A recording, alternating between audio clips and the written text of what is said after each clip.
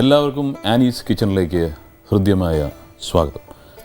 ഞാൻ എൻ്റെ ഓർമ്മ വെച്ച കാലം മുതൽ ഭക്ഷണം കഴിച്ചതും വളർന്നതും ഈ ആറടി പൊക്കമൊക്കെ വെച്ചത് ഈ ആനീസ് കിച്ചണിൽ നിന്നോ. അവിടെ നിന്ന് കഴിച്ച ഭക്ഷണം അതിൻ്റെ രുചി ഇന്നും എൻ്റെ നാവിൻ്റെ തുമ്പത്തുണ്ട്. മനുഷ്യന് 5 സെൻസസ് ഉണ്ട്, അതായത് കാണാനുള്ളതും സ്മെല് ചെയ്യാനുള്ളത്, ടച്ച് ചെയ്യാനുള്ളത്. അതിലെനിക്ക് ഏറ്റവും ഇഷ്ടപ്പെട്ട സെൻസ് എന്ന് പറയുന്നത് ഈ ടേസ്റ്റിംഗ് സെൻസ് എന്ന് പറയുന്നത് തന്നെയാണ്. ദൈവം ഈ ടേസ്റ്റ് ബഡ്സ് തന്നിരിക്കുന്നത് തന്നെ ടേസ്റ്റ് ചെയ്യാൻ വേണ്ടിയാണ്. അപ്പോൾ ലോകത്തുള്ള ആരും ഇതിനെ എതിർത്ത് പറയാറില്ല. ഏറ്റവും ഇഷ്ടമുള്ള സെൻസ് ഇത് തന്നെയായിരിക്കും. അപ്പോൾ ഈ പ്രത്യേകിച്ച് ഞാൻ ആ സെൻസ് കൂടുതൽ അനുഭവിച്ചത് ആനീസ് കിച്ചണിൽ തന്നെയാണ്. അതുകൊണ്ട് തന്നെ ഈ ആനീസ് കിച്ചണിനെ കുറിച്ച് എനിക്ക് ഒരുപാട് പറയാനുണ്ട്. നിങ്ങൾ അത് കേൾക്കുമെന്ന് എനിക്ക് വിശ്വാസമുണ്ട്. Annie's kitchen. നമസ്കാരം. ഞാനേ എല്ലാം ആദ്യം ഒരു കാര്യം ചോദിക്കട്ടെ, ഇതിനകത്ത് എങ്ങനെ കയറി? അല്ല, അടുക്കളയിൽ ഇപ്പോൾ ഭക്ഷണം കഴിക്കുന്ന സ്ഥലത്ത് നമ്മൾ ക്ഷണിക്കാതെ എനിക്ക് കയറി ചെല്ലാം എന്നുള്ളതാണ്. അതിൽ സന്തോഷമുണ്ട്. ഓക്കെ, അടുത്തൊരു കാര്യം ചോദിച്ചോട്ടെ. ടിനിച്ചേട്ടൻ ഇവിടെ വർത്താനം പറയുന്നത്, എൻ്റെ പ്രേക്ഷകരോട് വർത്താനം പറയുന്നത് എനിക്ക് ഒത്തിരി ഇഷ്ടപ്പെട്ടു. പക്ഷെ അതിനകത്ത് എനിക്കൊരു കൺഫ്യൂഷൻ. ടിനിച്ചേട്ടൻ വളർന്നത് ആനീസ് കിച്ചണിലാണ്, വളർന്നു വലുതായി 6 അടി പൊക്കമൊക്കെ വെച്ചത് ആനീസ് കിച്ചണിലാണെന്ന് പറഞ്ഞപ്പോ എനിക്കും മനസ്സിലായില്ല, എന്റെ പ്രേക്ഷകർക്കും മൊത്തം കൺഫ്യൂഷനായി. അയ്യോ, എനിക്ക് അൽഷമേഴ്സ് ഒന്നുമില്ല. ഞാൻ ആനീസ് കിച്ചൺ എന്ന് പറയുന്നത് എൻ്റെ അമ്മയുടെ കിച്ചണാണ്. എൻ്റെ അമ്മയുടെ പേര് ആനി എന്നാണ്. അങ്ങനെ ഇത് രണ്ടും കൂടി മിക്സ് ചെയ്തല്ലേ ഈ ആനീസ് കിച്ചൺ, അതും കൂടി മിക്സ് ചെയ്ത്. അതെ, അതാ. അപ്പൊ ഞാനേ 6 അടി പൊക്കത്തിൽ ഇങ്ങനെ ഞാൻ നടക്കാത്ത കാര്യം. പക്ഷെ അതിനകത്ത് ഒരു കാര്യമുണ്ട് കേട്ടോ, ആനിമാര് ചെയ്യുന്ന ഭക്ഷണം ഏറ്റവും രുചിയായിരിക്കും എന്ന് ഞാൻ വിശ്വസിക്കുന്നു. കഴിക്കാതെ പറയാനൊക്കത്തില്ല ചേട്ടന്. എല്ലാ ആനിമാരും അങ്ങനെ ആയിരിക്കും എന്ന് എനിക്കറിയില്ല. പക്ഷെ കുറെ നാളായിട്ട് ഞാൻ കാണുന്നുണ്ട് ഇവിടെ വളരെ മനോഹരമായ, വളരെ ടേസ്റ്റ് ഉള്ള ഭക്ഷണമാണ് കൊടുക്കുന്നതെന്ന്. ചേട്ടന് ഞാൻ ഇവിടെ ചെയ്തേക്കുന്നറിയാം, വെജിറ്റബിൾ ഹക്ക നൂഡിൽസാ.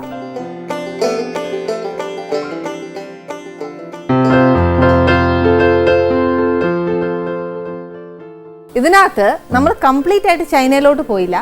കുറച്ച് ഇന്ത്യയിൽ വന്നിട്ട്, പിന്നെ കേരളയിലോട്ട് വന്നിട്ട്, പിന്നെ തിരുവനന്തപുരത്ത് വന്നിട്ട്, പിന്നെ കുറച്ച് ചൈനീസ് ടച്ചും കൂടെ വന്നേക്കുന്ന ഒരു ഹക്ക നൂഡിൽസാണ്. ശരിക്കും ചൈനയിൽ നൂഡിൽ ഇവിടെ നിൽക്കാൻ പറ്റില്ല, ഇല്ലാതെ ചീഞ്ഞ മണമെന്ന് പറയണത്. ഒരു പ്രാവശ്യം ഞാൻ അനുഭവിച്ചിട്ടുണ്ട്.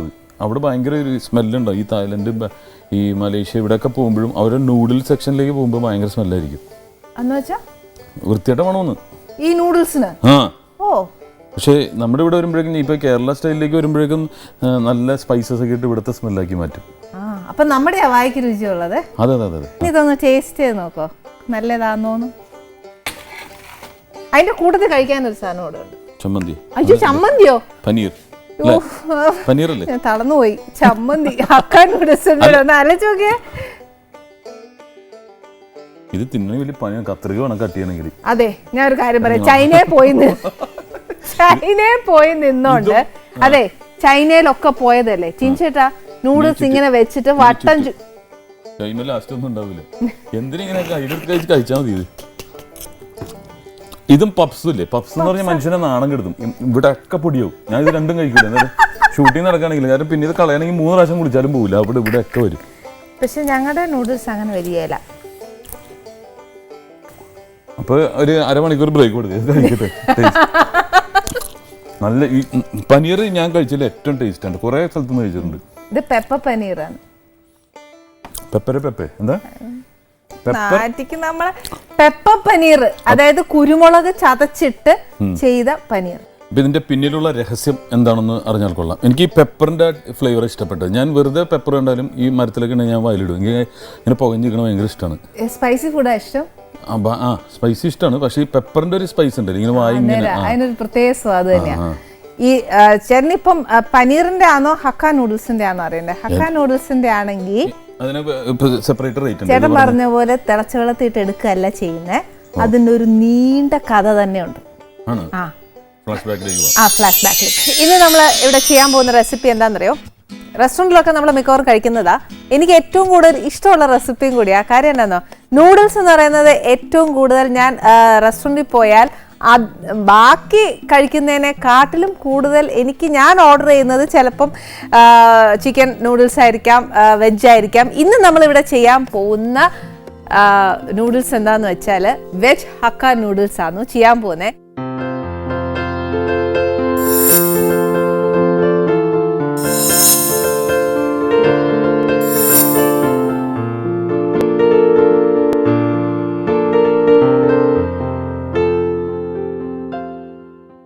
വലിയ പാടൊന്നുമില്ല. ഇതിന് വേണ്ട കാര്യങ്ങൾ എന്നാന്ന് വെച്ചാൽ നമ്മുടെ വീട്ടിലുള്ള പച്ചക്കറിയാണ് ഏറ്റവും അത്യാവശ്യം. ആദ്യം പക്ഷെ എന്നാ വേണ്ടിയെന്നറിയോ, നമ്മുടെ എഗ് നൂഡിൽസാണ് വേണ്ടിയേ. ഇതിപ്പോൾ ഞാൻ എഗ് നൂഡിൽസ് കുറച്ച് എടുത്തിട്ടുണ്ട്. ഇത് എന്നാ ചെയ്തേക്കുന്നതെന്ന് വെച്ചാൽ ഇത് നമ്മുടെ വെള്ളം തിളപ്പിച്ച് ഉപ്പിടുക. തിളച്ചുകൊണ്ടിരിക്കുന്ന വെള്ളത്തിനകത്തോട്ട് ഉപ്പിട്ടേച്ച് ഇത് വേവിച്ച് ഊറ്റി വെച്ചേക്കുക. പിന്നെ ഇത് സ്റ്റിക്കി ആവാതിരിക്കാൻ വേണ്ടിയിട്ട് എന്നാ ചെയ്യണമെന്ന് വെച്ചാൽ ഇച്ചിരി എണ്ണയും കൂടെ തൂത്ത് വെച്ചോ. നെക്സ്റ്റ് എന്നാ വേണ്ടിയെന്ന് വെച്ചാൽ കുറച്ച് ക്യാബേജ് വേണം. ക്യാബേജും എല്ലാം അരിയുമ്പോഴത്തേക്ക് ഷ്രെഡഡ് ക്യാബേജസ് ആ വേണ്ടി, അതായത് നല്ല ലെങ്ത് വൈസ് അരിയണം. അതിനെ മുറിക്കരുത്. നമ്മളൊരു ക്യാബേജിനെ 4ആയിട്ട് ഒരെണ്ണം എടുത്തു കഴിഞ്ഞാൽ 4ആയിട്ട് മുറിച്ചേച്ച് അതിൻ്റെ ഒരു ഭാഗമില്ലേ അതിന് സ്ട്രെയിറ്റ് ലെങ്ത് വൈസ് ആയിട്ട് അങ്ങ് മുറിച്ചേച്ചാൽ മതി. പിന്നെ വേണ്ടിയത് ഒരു 2 ക്യാരറ്റ്. പിന്നെ വേണ്ടി എന്നാന്ന് വെച്ചാൽ ഫ്രഞ്ച് ബീൻസാ, അതും നീളത്തിൽ ഒട്ടും കട്ടിയില്ലാതെ അരിയണം. പിന്നെ എന്നാന്നോ ഇച്ചിരി നമ്മുടെ സവാളയാ, അതും ഇതേ കൂട്ട് തന്നെ ഒരു 2 സവാള മതി. പിന്നെ വേണ്ടിയത് ക്യാപ്സിക്കമാ. ക്യാപ്സിക്കം റെഡ്, യെല്ലോ, ഗ്രീൻ ഒക്കെ ഉണ്ട്. ഏതാ കയ്യിലുള്ളതെന്ന് വെച്ചാൽ ഇട്ടേച്ചാൽ മതി. കളർഫുൾ ആക്കണമെന്നുണ്ടെങ്കിൽ 3 ഇടാം. പിന്നെ കുറച്ച് സെലറി വേണം. പിന്നെ ഒരു ഇച്ചിരി പച്ചമുളക്, പിന്നെ നമ്മുടെ സ്പ്രിംഗ് ഓണിയനാ. ഇതൊക്കെ ലെങ്ത് വൈസ് അരിഞ്ഞാലാണ് നല്ല. പിന്നെ ഞാൻ പെട്ടെന്ന് അരിഞ്ഞുകൊണ്ട് ഇങ്ങനെ ആയിപ്പോയെന്നേ ഉള്ളൂ. പിന്നെ കുറച്ച് ഉപ്പ് ഇച്ചിരി ഇടുമ്പോൾ സൂക്ഷിച്ച് വേണം. എന്നാന്ന് വെച്ചാൽ ഞാൻ നൂഡിൽസിൽ ഉപ്പിട്ടേച്ചാ വേവിച്ച്. പിന്നെ കുറച്ച് വെളുത്തുള്ളി, ഇച്ചിരി സോയാ സോസ് തിക്കാവാം ലൈറ്റ് ആവാം, ഏതായാലും കുഴപ്പമില്ല. പക്ഷെ ആ ചേർക്കുന്ന ആ കൺസിസ്റ്റൻസി നോക്കി വെച്ചാൽ മതി. ആ ഹക്ക നൂഡിൽസിന് ബേസിക്കലി ഒരു ബ്രൗൺ നിറവാണ്. പിന്നെ നമ്മുടെ ചൈനക്കാരിടുന്ന അജിനോമോട്ടോ നമ്മൾ ഇവിടെ ഇടുകയില്ല. അതിന് പകരം നമ്മൾ ഇച്ചിരി പഞ്ചസാര ചേർത്താൽ മതി. പിന്നെ വേണ്ടിയത് കുറച്ച് വൈറ്റ് പെപ്പർ, പിന്നെ വേണ്ടിയത് കുറച്ച് ചില്ലി സോസ്, പിന്നെ ഇച്ചിരി വിനീഗർ. ഇനി വേണ്ടിയത് നമുക്ക് വെജിറ്റബിൾ ഓയിലാണ്. പിന്നെ ഒറ്റ കണ്ടീഷൻ, വേറൊരു കാര്യം കൂടെ പറയാം. നമ്മൾ ഈ നൂഡിൽസ് ഉണ്ടാക്കുമ്പം ബേസിക്കലി ചൈനീസ് വിഭവങ്ങളൊക്കെ ചെയ്യുമ്പോഴത്തേനുണ്ടല്ലോ കഴിയുന്നതും നോൺ സ്റ്റിക്ക് പാൻ എടുക്കുന്നതായിരിക്കും ഏറ്റവും നല്ലത്. ഇനിയിപ്പോൾ നമുക്ക് തുടങ്ങാം അല്ലേ. ആദ്യം കുറച്ച് വെജിറ്റബിൾ ഓയിൽ ഒഴിക്കുക.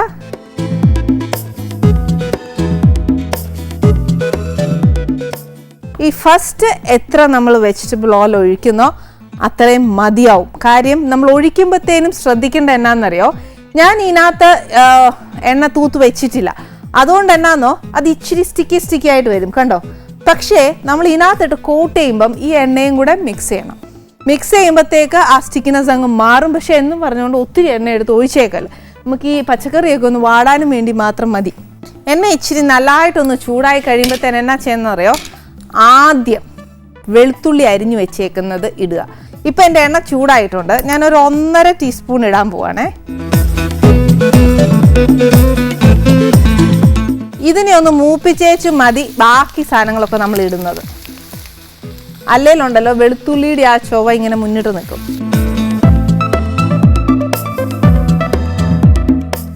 അതായത് ഒരു നമ്മൾ എന്നാ പറയുന്നത്, ബിരിയാണിക്കൊക്കെ ഉള്ളി മൂപ്പിച്ച് തുടങ്ങുമ്പോൾ ഇച്ചിരി ഒരു കാരമലൈസ് ആയി വരുവേലേ, ആ പരുവത്തിനായിട്ട് വേണ്ടേ. ഇപ്പം എൻ്റെ ഉള്ളി അങ്ങനെ ആയിക്കഴിഞ്ഞു. ഇനി ഇതിനകത്തോട്ട് ഞാൻ ഫസ്റ്റ് ഇടാൻ പോകുന്നത് എന്നാന്ന് വെച്ചാൽ അരിഞ്ഞു വെച്ചേക്കുന്ന സവാളയാണ്. ഇതിനൊന്നും വലിയ മെനക്കെട്ട പരിപാടിയൊന്നും ഇല്ല. എല്ലാം ടപടപടപാന്നാവും. കാര്യം എന്നാന്നോ, ഈ പച്ചക്കറി ഒന്നും അധികം വേകാനൊക്കെയല്ല. ഇച്ചിരി ആ ക്രഞ്ചിനെസ് അതിന് വേണം. പിന്നെ എന്നാൽ അതിൻ്റെ ആ ഒരു റോ ടേസ്റ്റ് മാറുകയും വേണം. അതാ അതിൻ്റെ ഒരു കണക്ക്. ഇതിനകത്തോട്ട് നമ്മുടെ ക്യാരറ്റ്,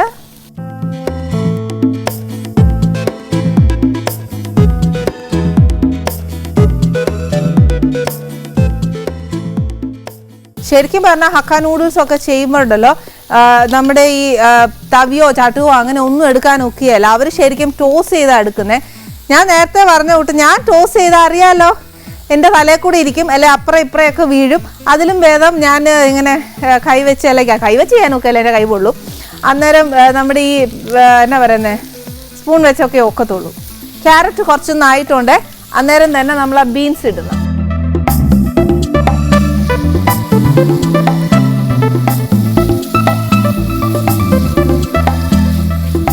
ഇത്രയും ചേർത്ത് കഴിഞ്ഞേച്ച് നമുക്ക് ഇതിന് വേണ്ടിയുള്ള ഉപ്പ്, ഈ പച്ചക്കറിക്ക്, അതായത് നൂഡിൽസ് ഉപ്പിട്ടാണ് വേവിച്ചേക്കുന്നത്, പക്ഷെ ഈ പച്ചക്കറിക്ക് വേണ്ടിയ ഉപ്പ്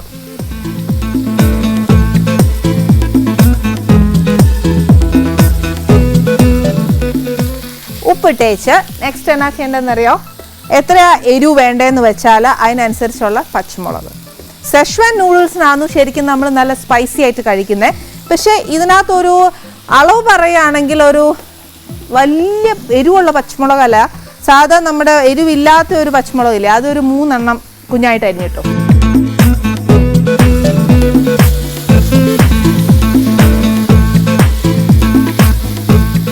ക്യാബേജിന് ഒത്തിരി വേവ് കൊടുക്കണ്ട, അന്നേരം അത് ഏറ്റവും ലാസ്റ്റ് ആയിട്ടുണ്ട്. എന്നാൽ നമ്മളിപ്പോൾ ഈ ചേർത്തേക്കുന്ന പച്ചക്കറിക്ക് ഒരു ഇട്ട ഉപ്പൊന്ന് പിടിക്കണം, ആ ഒരു നേരം മാത്രം ഇതിന് കൊടുത്തേച്ചാൽ മതി.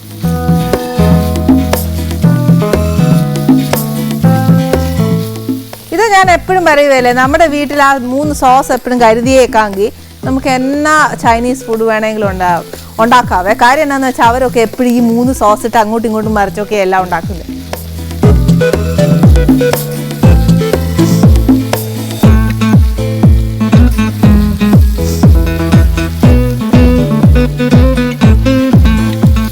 പിന്നെ അവരെ പോലെ നമുക്ക് ഈ റോ ആയിട്ടൊന്നും തിന്നാൻ ഒക്കുകയില്ല. നമ്മൾ ഇച്ചിരി വേവിച്ച് വായിക്ക് രുചിയുള്ള കൂട്ടൊക്കെ കഴിക്കുകയുള്ളൂ. ഇത് അവർ കേൾക്കണ്ട, എന്നെ തെറി വിളിക്കും. ഇനി ഇതിനകത്തോട്ട് ഞാൻ എന്നാ ചെയ്യാൻ പോകുന്നത്, നമ്മുടെ ക്യാബേജ് ഇടാൻ പോവാണേ.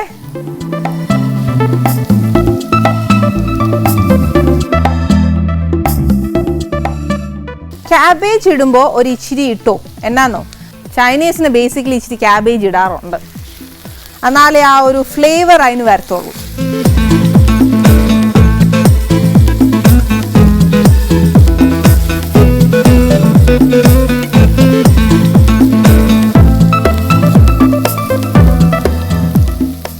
ഇനി നമ്മൾ ആ ക്യാബേജ് ഇപ്പം ഇട്ടല്ലേ ഉള്ളൂ, അന്നേരം ആ ഒരു ക്രഞ്ചിനെസ് വേണം.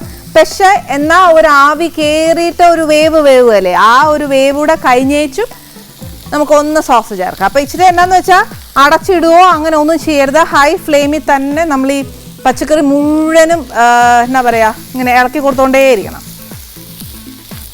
ഹക്ക നൂഡിൽസ് ഉണ്ടാക്കുമ്പോഴത്തേനും ഒരു കാര്യം ആലോചിച്ചോണം, ഇതുണ്ടാക്കുന്ന നേരത്തെ വല്ല മീൻകറിയോ കപ്പ വേവിക്കാനോ ഒക്കെ പോയി കഴിഞ്ഞാൽ ഹക്ക നൂഡിൽസ് കയ്യിൽ നിന്ന് പോകും.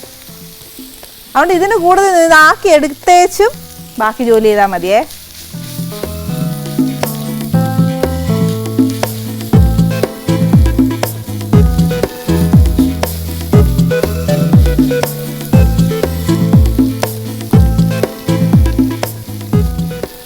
ഇനി ഇതിനകത്തോട്ട് ഞാൻ എന്നാ ചെയ്യാൻ പോകുന്നതെന്ന് വെച്ചാൽ ഒരു ഇച്ചിരി സെലറി ഇടണം. ഇച്ചിരി അല്ല, സോറി, കുറച്ച് സെലറി ഇടണം.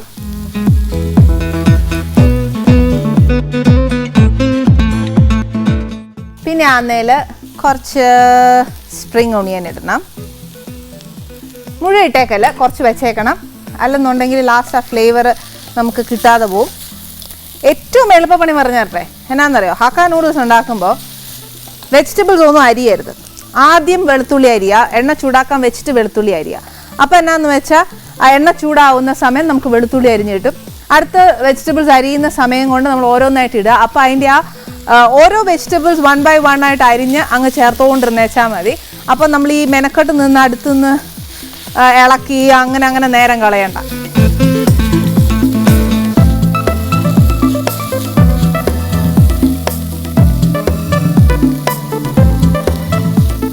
നമ്മുടെ നൂഡിൽസ് ചേർക്കാൻ പോവാണേ.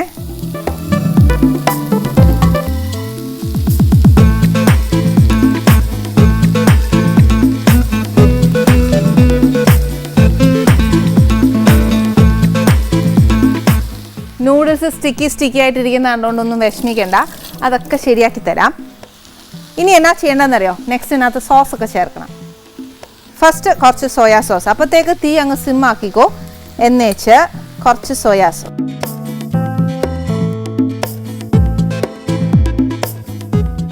ഇതിപ്പോൾ ലൈറ്റ് സോയാ സോസ് ആയതുകൊണ്ട് ഞാൻ 4 ടീസ്പൂണേ ചേർത്തിട്ടുള്ളൂ.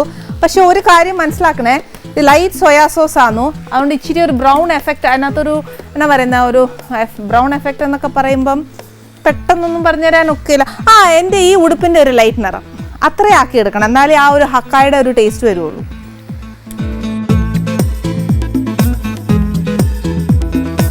ഇപ്പം ഞാൻ 4 ടീസ്പൂൺ സോയാ സോസും ചേർത്ത് ഒരു 3 ടീസ്പൂൺ ചില്ലി സോസും ചേർത്ത്.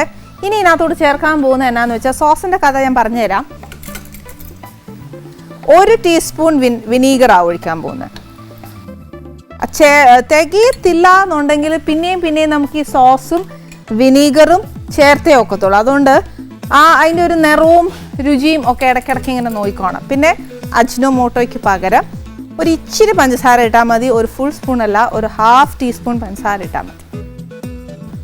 പിന്നെ നമ്മുടെ കുരുമുളക്, വൈറ്റ് പെപ്പർ മസ്റ്റ് ഒന്നുമല്ല, മറ്റേ പെപ്പർ ആയാലും കുഴപ്പമൊന്നുമില്ല, പക്ഷെ ചതച്ചിടരുത്, പൊടിച്ചേ ഇടാവുള്ളൂ. ഇനിയാന്നു ഞാനും നൂഡിൽസുമായിട്ട് യുദ്ധം തുടങ്ങാൻ പോകുന്നത്. ഞാൻ നേരത്തെ പറഞ്ഞു എനിക്ക് ടോസ്റ്റ് ചെയ്യാൻ അറിയാൻ മേല, അതുകൊണ്ട് ഞാൻ 2 സ്പൂൺ വെച്ചേച്ച് ഇങ്ങനെ ഇളക്കാട്ടോ.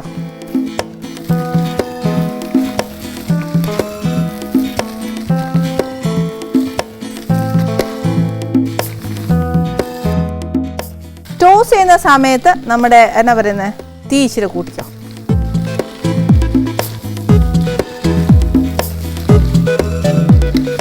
ഇപ്പം നമ്മൾ ഇട്ടിട്ട് ഞാൻ നോക്കുമ്പോൾ എൻ്റെ നൂഡിൽസ് ഇപ്പോഴും സ്റ്റിൽ വൈറ്റ് ആകുന്നു. അന്നേരം എന്നാ ചെയ്യണം, കുറച്ചുകൂടെയൊക്കെ സോയാ സോസ് ചേർക്കണം. കഴിയുന്നതും നമ്മൾ കുറച്ച് കൺസിസ്റ്റൻസി കട്ടിയുള്ളൊരു സോയാ സോസ് എടുക്കുന്നതായിരിക്കും കുറച്ചുകൂടെ നല്ലത്.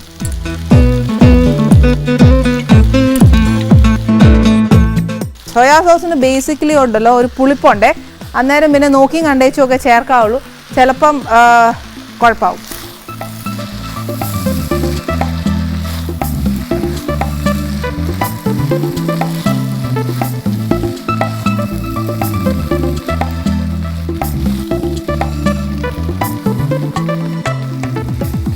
ഇനി ഇതിനകത്തോട്ട് ഞാൻ കുറച്ചുകൂടെ ഒരു കുരുമുളക് ചേർക്കാൻ പോവാ.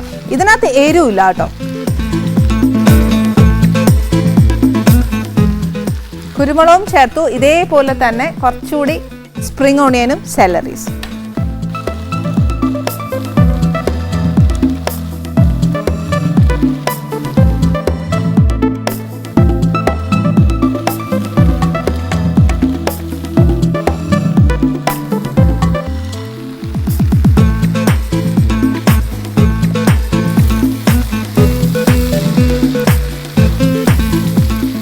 ഇത് ഇത്രയും ചേർത്തിട്ട് നമുക്ക് കുറച്ച് capsicum, last but not the least എന്ന് പറഞ്ഞ പോലെ നമുക്ക് നമ്മുടെ ക്യാപ്സിക്കത്തിന് അധികം വേവ് വേണ്ട. അതിൻ്റെയും ക്രഞ്ചിനെസ് അതിനകത്ത് തന്നെ വേണം. എന്നാൽ ക്യാപ്സിക്കത്തിൻ്റെ ഫ്ലേവറും അതിൻ്റെ കൂടെ വേണം.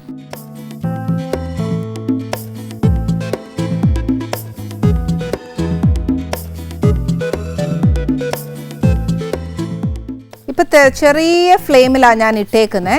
അപ്പോൾ ആ ഫ്ലെയിമിൽ തന്നെ അത് ഇരുന്നേച്ച് ഇതിൻ്റെ മുകളിലോട്ട് എന്നാ ചെയ്യണമെന്നറിയാവോ, കുറച്ചൊരു അത് ഇളക്കരുത്, സെലറിയും കുറച്ച് സ്പ്രിംഗ് ഓണിയനും കൂടി ഇട്ടേച്ച് നമ്മുടെ തീ അങ്ങോട്ട് ഓഫ് ചെയ്യാം. ഇത്രേ ഉള്ളൂ നമ്മുടെ ഹക്ക നൂഡിൽസ്. ഇത് ഭയങ്കര എളുപ്പമല്ലേ. ഡിന്നറിനാന്നേലും നമുക്ക് ജോലിയൊക്കെ ഒത്തിരി മടിയുള്ള സമയത്തൊക്കെ ഉണ്ടല്ലോ, ഇത് രാത്രി ആക്കിയാൽ മതി. പക്ഷെ എല്ലാവരും ഒന്നും ഹക്ക നൂഡിൽസ് കഴിക്കുമോ എന്നുള്ളത് എനിക്ക് അറിയാൻ മേല.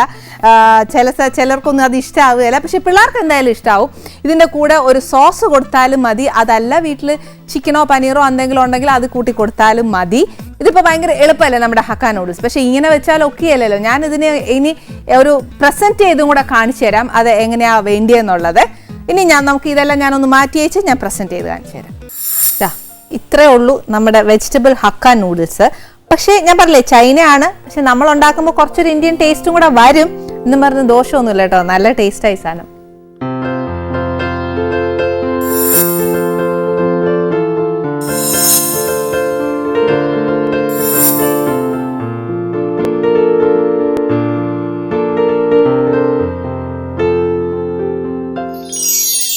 അപ്പൊ ഇത്രയും കഥകൾ ഇതിന്റെ പിന്നിലുണ്ടല്ലേ. നമ്മൾ കാണുമ്പോൾ വെറും ഒരു ചിത്രമാണ്, പക്ഷെ ഇതിന്റെ പിന്നിൽ അല്ലേ. ഞാൻ വിചാരിച്ചു 3 മിനിറ്റിൽ ഈ പരിപാടികളൊക്കെ നടക്കുമെന്നാണ് വിചാരിച്ചത്. വെള്ളം തിളച്ച് ഇതിട്ട് ഇങ്ങെടുക്കുമ്പോൾ നൂഡിൽസ് ആയി എന്ന് വിചാരിച്ചു അല്ലേ. സാധാരണ ജോലിക്ക് പോകുന്ന ആൾക്കാർ അത്യാവശ്യം പെട്ടെന്ന് അങ്ങനെ ചെയ്യുന്നതാണല്ലോ. ഇത് പക്ഷെ ഒരു വിഭവം തന്നെയാണ്. അതെ. അപ്പൊ വീട്ടിലെ സ്ത്രീകളൊക്കെ എന്തോരം കഷ്ടപ്പെട്ട ഓരോ വിഭവങ്ങൾ ഉണ്ടാക്കി തരുന്നതെന്ന് ഇപ്പൊ മനസ്സിലായില്ലേ. അല്ല, നൂഡിൽസ് വെച്ച അപ്പൊ തന്നെ നമ്മൾ പറയാറുണ്ട് ഇത് പറ്റിക്കലാണല്ലോ എന്ന് പറയാറുണ്ട്. ഞങ്ങൾ കഷ്ടപ്പെട്ടൊക്കെ എല്ലാം ഉണ്ടാക്കി ഒരു ഇറ്റാലിയൻ മറിച്ചെന്നൊക്കെ പറഞ്ഞ് കൊണ്ട് കൊടുക്കുമ്പോ ഇത് പറ്റിക്കാൻ നിനക്ക് നേരം പോകാൻ എളുപ്പം ചെയ്യാനുള്ളൊരു കാര്യം കണ്ടുപിടിച്ചാന്ന് പറയാനല്ലേ. എന്തായാലും ഇതിന്റെ പിന്നിലുള്ള അധ്വാനത്തെ ഞാൻ ബഹുമാനിക്കുന്നു, റെസ്പെക്ട് ചെയ്യുന്നു. സ്ത്രീ എന്ന് പറയുന്ന എൻ്റെ അമ്മയെ, എൻ്റെ പെങ്ങളെ, എൻ്റെ ഭാര്യയെ, എൻ്റെ എല്ലാവരും ഞാൻ റെസ്പെക്ട് ചെയ്തു. ഇപ്പം നമ്മുടെ പ്രേക്ഷകർക്കാണെങ്കിലും ഉണ്ടല്ലോ ടിൻചേട്ടനെ പറ്റി ബേസിക്കലി അറിയാവുന്ന ഒരു നടനായിട്ട് അല്ലെങ്കിൽ ഒരു മിമിക്രിക് ആർട്ടിസ്റ്റ് ആയിട്ട് ഇതൊക്കെ ആയിട്ട് അറിയാവുന്നത്. പക്ഷെ നമ്മുടെ പ്രേക്ഷകർക്ക് അറിയാൻ മേലാത്ത ഒരു കാര്യമുണ്ട്. എന്നാന്നറിയാവോ, ടിൻചേട്ടൻ ഭയങ്കര കഥാപ്രസംഗവും അതൊക്കെ പഠിച്ച് അല്ലേ, പഠിച്ച ഒരാളല്ലേ? പഠിച്ചെന്ന് പറഞ്ഞിട്ടുണ്ടെങ്കിൽ അതിനുള്ളൊരു ശ്രമം നടത്തി. ഞാനൊരു യൂണിവേഴ്സിറ്റി യൂത്ത് ഫെസ്റ്റിവലിന് പോയപ്പോൾ എൻ്റെ ഓപ്പോസിറ്റ്, ഞാൻ ആദ്യമായിട്ടാണ് ഈ പക്രു എന്ന് പറഞ്ഞാൽ എൻ്റെ മുട്ടോളം വലിപ്പമുള്ളൂ. ഇവൻ വന്നിട്ട് ഭയങ്കര കടുകട സ്ഫുടമായിട്ടൊക്കെ ഇങ്ങനെ പറയാണ്. അപ്പോൾ ഇവന് ഇത് പറ്റുമെങ്കിൽ എനിക്കെന്ത് നിസ്സാരമായിട്ട് സാധിക്കുമല്ലോ. എനിക്കിത്ര വലിപ്പമൊക്കെ ഉണ്ട് കഥ പറയാമെന്ന് പറഞ്ഞിട്ട് കെടാമംഗലം സദാനന്ദ എന്ന് പറഞ്ഞ കാതികൻ്റെ അടുത്ത് തന്നു. അപ്പോൾ എന്തിനാണ് വന്നത്? ദക്ഷിണ കൊടുക്കാവുന്നതിന് മുമ്പ് അദ്ദേഹം ചോദിച്ചു എന്തിനാണ് വന്നത്? ഞാൻ പറയും കഥാപ്രസംഗം പഠിക്കാൻ. ആദ്യം പോയിട്ട് കഥാപ്രസംഗം എന്ന് പഠിച്ചിട്ട് വരും എന്ന് പറഞ്ഞു. അങ്ങനെ ഒരു ദിവസം വീട്ടിൽ പോയിട്ട് കഥ കഥ കഥ എന്ന് പറഞ്ഞിട്ട് വീണ്ടും ചെന്ന് അങ്ങനെ രണ്ടാമത്തെ ദിവസം കഥ പഠിപ്പിച്ച് അങ്ങനെ പെർഫോം ചെയ്യാൻ യൂണിവേഴ്സിറ്റി യൂത്ത് ഫെസ്റ്റിവലിൽ ഞാൻ കയറി നിൽക്കുകയാണ്. കയ്യും കാലൊക്കെ പറക്കണം. എന്താ പറഞ്ഞാൽ പാട്ടും പാടാൻ കൃത്യമായിട്ട്. ഈ പിച്ചൊക്കെ അങ്ങോട്ട് മാറിപ്പോയാലുണ്ടല്ല വേറെ രീതിയിലായിരിക്കും കയറിപ്പോവും. അപ്പം എൻ്റെ ഇപ്പുറത്തെ ഹാർമോണിയൊക്കെ ഉണ്ട്. അപ്പം ഏതോ ഇതുവരെ അറിയാച്ചേതോ വികാരം ഏതോ ഇത് പെട്ടെന്നൊരു സാധനമൊക്കെ ഇടയിൽ കയറി വന്നിട്ട് അതൊക്കെ കോമഡി ആയിട്ടാണ്. നമ്മൾ ഈ മിമിക്രി കാണിക്കണോണ്ട് കോമഡിക്ക് വേണ്ടി കാണിച്ചാന്ന് വിചാരിച്ചു. പിന്നെ ഓരോ ക്യാരക്ടേഴ്സ് വരുമ്പോഴും പിള്ളേർ കൈയടിക്കുന്നുണ്ടായിരുന്നു. പക്ഷേ അതിൻ്റെ ക്ലൈമാക്സിൽ ഞാനിങ്ങനെ തുറന്നു നോക്കി എന്ന് പറഞ്ഞപ്പോഴേക്കും ഇത് മറന്നുപോയി. തുറന്നു നോക്കിയിട്ട് എന്താ പറയുക, ഞാനാകെ ബ്ലാങ്കായി പോയി. അന്ന് തുറന്നു നോക്കിയപ്പോൾ ഹിഡിമ്പിയുടെ തലേന്നുള്ള പറയാൻ വിട്ടുപോയി. മെയിൻ കഥയുടെ സംഭവമായിരുന്നു. അവിടെ വെച്ചിങ്ങനെ നോക്കിയപ്പോൾ ഒന്നും കിട്ടിയില്ല, അങ്ങോട്ട് ഇറങ്ങി പോന്നു. അതോട് ഫസ്റ്റ് ആൻഡ് ലാസ്റ്റ് അത് ഏറ്റവും വലിയൊരു കഥയാണെന്ന് അന്നാ മനസ്സിലാക്കിയത്. അത് നിസ്സാരമായിട്ട് അത് ഒരു അക്ഷരം മാറാൻ പറ്റില്ല, ശ്രുതി വേണം. അന്ന് ഞാൻ പക്രുവിൻ്റെ കാല് തൊട്ട് വന്നിച്ച് ഇത് നിസ്സാര കാര്യമല്ലെന്ന് മനസ്സിലാക്കി. അല്ല, ജഡ്ജസ് വന്നപ്പോൾ പറഞ്ഞ്, ഞാൻ ചോദിച്ചാൽ എന്തെങ്കിലും കുഴപ്പമുണ്ടായിരുന്നു? കുഴപ്പമേ ഉണ്ടായിരുന്നുള്ളൂ. പിന്നെ നിങ്ങൾ ഓരോന്ന് വരുമ്പോഴും ഓരോ നടന്മാരായിരുന്നു. ഒരെണ്ണം നോക്കിയപ്പോൾ സിദ്ദിഖി, ഒരെണ്ണം നോക്കിയപ്പോൾ ഹരിഹർ നഗറൊക്കെ ഇറങ്ങിയിരിക്കും. അപ്പോൾ ഒരെണ്ണം നോക്കിയപ്പോൾ വേറൊരു നടൻ്റെ ഇടക്ക് മമ്മൂട്ടി വരുന്നു. അത് കണ്ടിട്ടാണ് പിള്ളേർ കൈയടിച്ചത്, അല്ലാതെ കഥയുടെ ഇതുകൊണ്ടൊന്നുമല്ല. അപ്പോൾ അന്ന് ഞാൻ തീരുമാനിച്ചു മിമിക്രിയെ നമുക്ക് വഴങ്ങുള്ളൂ. പ്രീ ഡിഗ്രി ഒക്കെ എവിടെയാ പഠിച്ചത്? ഞാൻ പ്രീ ഡിഗ്രി ആൽബർട്സിലാണ്. ആൽബർട്സിൽ മാർക്ക് ഉണ്ടായിട്ടും എനിക്ക് പ്രിൻസിപ്പൾ അഡ്മിഷൻ തന്നില്ല. നമ്മുടെ ഒരു സ്വഭാവ ഗുണം കൊണ്ട്. പക്ഷേ മാർക്ക് ഉള്ളത് കൊണ്ട് എനിക്ക് മഹാരാജാസിൽ കിട്ടി. പിന്നെ അവിടെ കലയ്ക്ക് എല്ലാവിധ സ്വാതന്ത്ര്യം ഉണ്ടല്ലോ, പ്രോത്സാഹന ക്ലാസ്സിൽ കയറിയില്ലെങ്കിൽ കുഴപ്പമില്ല. നമ്മുടെ ഇപ്പത്തെ ഇൻഡസ്ട്രിയിലുള്ള ആരെങ്കിലും കൂടെ പഠിച്ചിട്ടുണ്ട്? അമൽ നീരദ്, അമലുണ്ടായിരുന്നു. പിന്നെ രാജീവ് രവി, അൻവർ റഷീദ്, ഇവരൊക്കെ ഉള്ളൊരു വർണ്ണശബളമായ കാലഘട്ടമാണ്. ദിലീപേട്ടനൊക്കെ എൻ്റെ സീനിയറാണ്. പക്ഷേ എന്താണെന്ന് വെച്ചിട്ടുണ്ടെങ്കിൽ ഇവരൊന്നും ഇങ്ങനെ ആവുമെന്ന് നമ്മൾ വിചാരിച്ചിട്ടില്ല കേട്ടോ. പക്ഷെ എൻ്റെ ചുറ്റുമുള്ളവരൊക്കെ സിനിമയിലുണ്ട്. ആരും എനിക്ക് ചാൻസ് തന്നിട്ടില്ല.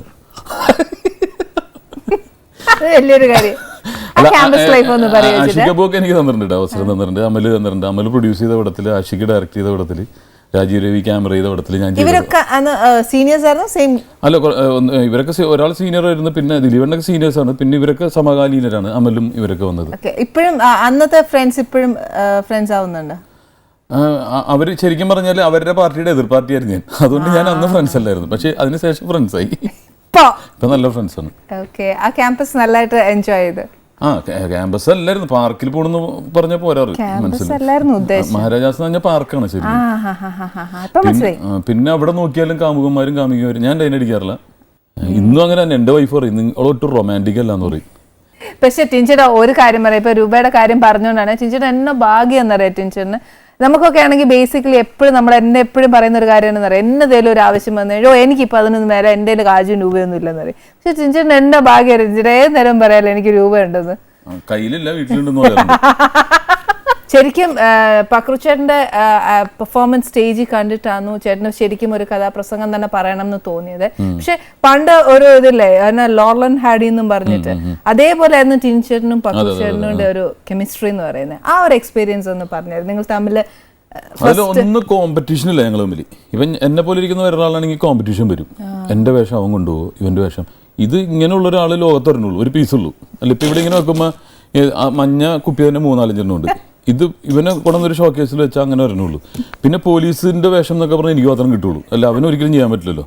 കള്ളൻ്റെ വേഷം അല്ലെങ്കിൽ ഇങ്ങനെയുള്ളൊരു വേഷം എന്ന് പറഞ്ഞാൽ അവന് അതും കോമ്പറ്റീഷൻ ഇല്ല. അപ്പം ഞങ്ങൾ തമ്മിൽ ഒരു വിധത്തിലും കോമ്പറ്റീഷൻ ഇല്ല. ബുദ്ധിയുടെ കാര്യത്തിൽ മാത്രമേ ചെറിയ വേരിയേഷൻസ് ഉള്ളൂ. പിന്നെ ഞാൻ പറയും പോസിറ്റീവും നെഗറ്റീവും കൂടി വരുമ്പോഴാണ് ഒരു ബൾബ് കത്തുന്നത്. അപ്പം ഞാൻ പോസിറ്റീവാണ്, അവൻ നെഗറ്റീവാണെന്ന് പറഞ്ഞു. അത് അവന് വിഷമമായി. ഞാൻ നെഗറ്റീവ് എന്ന് ഞാൻ പറയും വേറെ ഒന്നുമല്ല ഉദ്ദേശിച്ചത്. രണ്ട് ഇത് വരുമ്പോൾ കോയിൻ എടുക്കുമ്പോഴും 2 വശം ഉണ്ടാവും. ഇപ്പൊ ഇതിനൊരു സൈഡ് ഡിഷ് ഇല്ലേ, അങ്ങനെ വരുമ്പോഴാണ് കോമ്പിനേഷൻ വരുന്നത്. അപ്പോൾ അത് ആ ഒരു തമ്മിൽ പരിചയപ്പെട്ടതും ഇങ്ങനെ ഒരുമിച്ച് വർക്ക് ചെയ്യാം എന്നൊക്കെ പറഞ്ഞപ്പോഴാ ഫസ്റ്റ് ഞാൻ ഈ ചാൻസ് വെച്ച് കോട്ടയത്ത് ചെല്ലുമ്പോൾ കട്ടിൽ കിടക്കാണ് പുള്ളി ഇങ്ങനെ. അപ്പോൾ കോട്ടയം നസീറിൻ്റെ ട്രൂപ്പിലാണ് ഞാൻ ഫസ്റ്റ് കാണുന്നത്. ഭയങ്കര അധികാരവും ഇതൊക്കെയാണ്. അപ്പോൾ ഇതുപോലെ തന്നെ ഈ അധികാരത്തിൻ്റെ കാര്യം പറഞ്ഞപ്പോഴാണ് പടം ഡയറക്റ്റ് ചെയ്തപ്പോൾ എല്ലാവരും വന്ന് മൊബൈലിൽ ഇങ്ങനെ ഷൂട്ട് ചെയ്യുമല്ലോ ഈ ഷൂട്ടിംഗ് നടക്കുന്ന സ്ഥലത്ത്. അപ്പോൾ ഇവൻ മൈക്ക് എടുത്തിട്ട് അധികം കളിച്ചു കഴിഞ്ഞാൽ ഞാൻ അങ്ങോട്ട് വരുവേ എന്ന് പറഞ്ഞ് വന്നിട്ട് എന്ത് ചെയ്യാനാണ്, ഒന്നും ചെയ്യാനൊന്നുമില്ല. പക്ഷെ അവർ പേടിച്ചെല്ലാവരും മൊബൈൽ താഴ്ത്തിട്ട്. അപ്പോൾ ഒരു കമാൻഡിങ് ഒരു പവർ ഉണ്ട്. അപ്പോൾ പല സ്ഥലത്തും പലരും വിചാരിക്കും ഞാനാണ് കമാൻഡ് ചെയ്യുന്നത്, പക്ഷെ ഇവനാണ് കമാൻഡ് ചെയ്യുന്നത്. എൻ്റെ ശക്തിയും അവൻ്റെ ബുദ്ധിയും. അപ്പോൾ ആ ഒരു കോമ്പിനേഷൻ എപ്പോഴും വർക്കൗട്ട് ആവും. ടിൻചേട്ടൻ എപ്പോഴെങ്കിലും സ്റ്റേജിൽ പെർഫോം ചെയ്യുമ്പോൾ ചിരിക്കേണ്ട വരെ എല്ലാവരും ഇങ്ങനെ ചുമ്മാ നോക്കിയിരുന്നൊരവസ്ഥ വന്നിട്ടുണ്ട്? ഇത് കോമഡി ഏക്കാതെ പോയ അവസ്ഥ? അതിനേക്കാൾ ഭീകരൊരവസ്ഥ വന്നിട്ടുണ്ട്. അല്ല, ഇത് ഇങ്ങനെ ഒരു അവസ്ഥയുണ്ട്. ഒരവസ്ഥ എന്ന് പറഞ്ഞാൽ ഈ സ്ഫടികം എന്ന് പറഞ്ഞ പടം ഇറങ്ങിയപ്പോൾ ലാലേട്ടൻ്റെ ആടുതോമാൻ ഭയങ്കര ഹിറ്റായിട്ട് നിൽക്കുകയാണ്. അപ്പം ഞാൻ ഇങ്ങനെ ഗ്ലാസ്സൊക്കെ വെച്ച് ഇങ്ങനെയൊക്കെ നോക്കിയപ്പോൾ ഫിഗർ ഏകദേശം ആദ്യമുണ്ട്. അപ്പോൾ ആദ്യമായിട്ട് കേരളത്തിൽ ഒരാളെ അനുകരിക്കാൻ പോണ്. അന്ന് കലാഭവൻ ഞങ്ങളൊക്കെ ഒരുമിച്ചാണ് കേട്ടോ. അപ്പോൾ അപ്പം മണിച്ചേട്ടൻ്റെ ഒരു പെർഫോമൻസ് ഒക്കെ കഴിഞ്ഞ് ചിരിപ്പിച്ച് ബാക്കിൽ വന്ന് നിൽക്കുകയാണ്. ഞാൻ അങ്ങ് ഈ മോഹൻലാൽ ഇതിൻ്റെ പോലെ ഇങ്ങനെ തിരിഞ്ഞപ്പോഴേക്കും ഭയങ്കര കയ്യടി എന്ന് പറഞ്ഞാൽ എൻ്റെ ജീവിതത്തിൽ ഞാൻ കിട്ടിയിട്ടില്ല. ഇതുപോലെ തന്നെ ബ്ലാങ്കായിപ്പോയി, ഡയലോഗ് മറന്നുപോയി.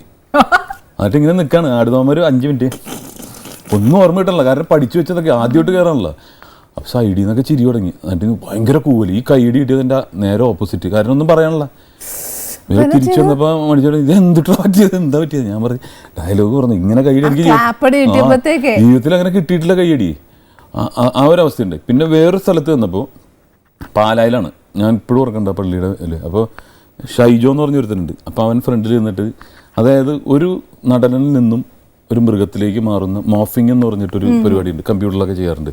അപ്പോൾ ഇപ്പോൾ TN ഗോപകുമാറിനൊക്കെയാണ് അന്ന്, അതായത് അദ്ദേഹത്തിൻ്റെ ശബ്ദം എരുമയുടെ ശബ്ദമായിട്ട് സാമ്യമുണ്ട് എന്നൊക്കെ പറഞ്ഞിട്ട് മാന്യ പ്രേക്ഷകർക്ക് കണ്ണാടിയിലേക്ക് സ്വാഗതം വാ മാ. അപ്പം ജാസി ഗിഫ്റ്റിൻ്റെ ഇത്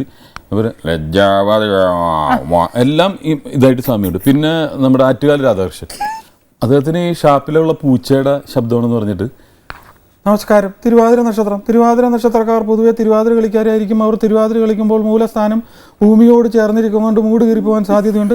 പരിഹാരമായിട്ട് കീറിപ്പോയ ഭാഗം കൈകൊണ്ട് പൊത്തിപ്പിടിക്കുക എന്റെ പൂച്ചയുടെ സൗണ്ട് എന്ന് പറഞ്ഞു. ഇതൊക്കെ കാണിക്കുമ്പോഴും ആരും ചിരിക്കണല്ലോ കേട്ടോ. എന്താണെന്ന് മനസ്സിലാവും. ഫ്രണ്ടിൽ ഇങ്ങനെ ഇരിപ്പുണ്ട്. അപ്പോൾ സ്റ്റേജിൻ്റെ ഫ്രണ്ടിൽ തന്നെ ഒരാൾ ഇങ്ങനെ ഇരിക്കുന്നുണ്ട്. തൊട്ടടുത്ത് ഞങ്ങൾ നിൽക്കുന്നതിൻ്റെ തൊട്ടടുത്ത് വരെ ആൾക്കാരുണ്ട്.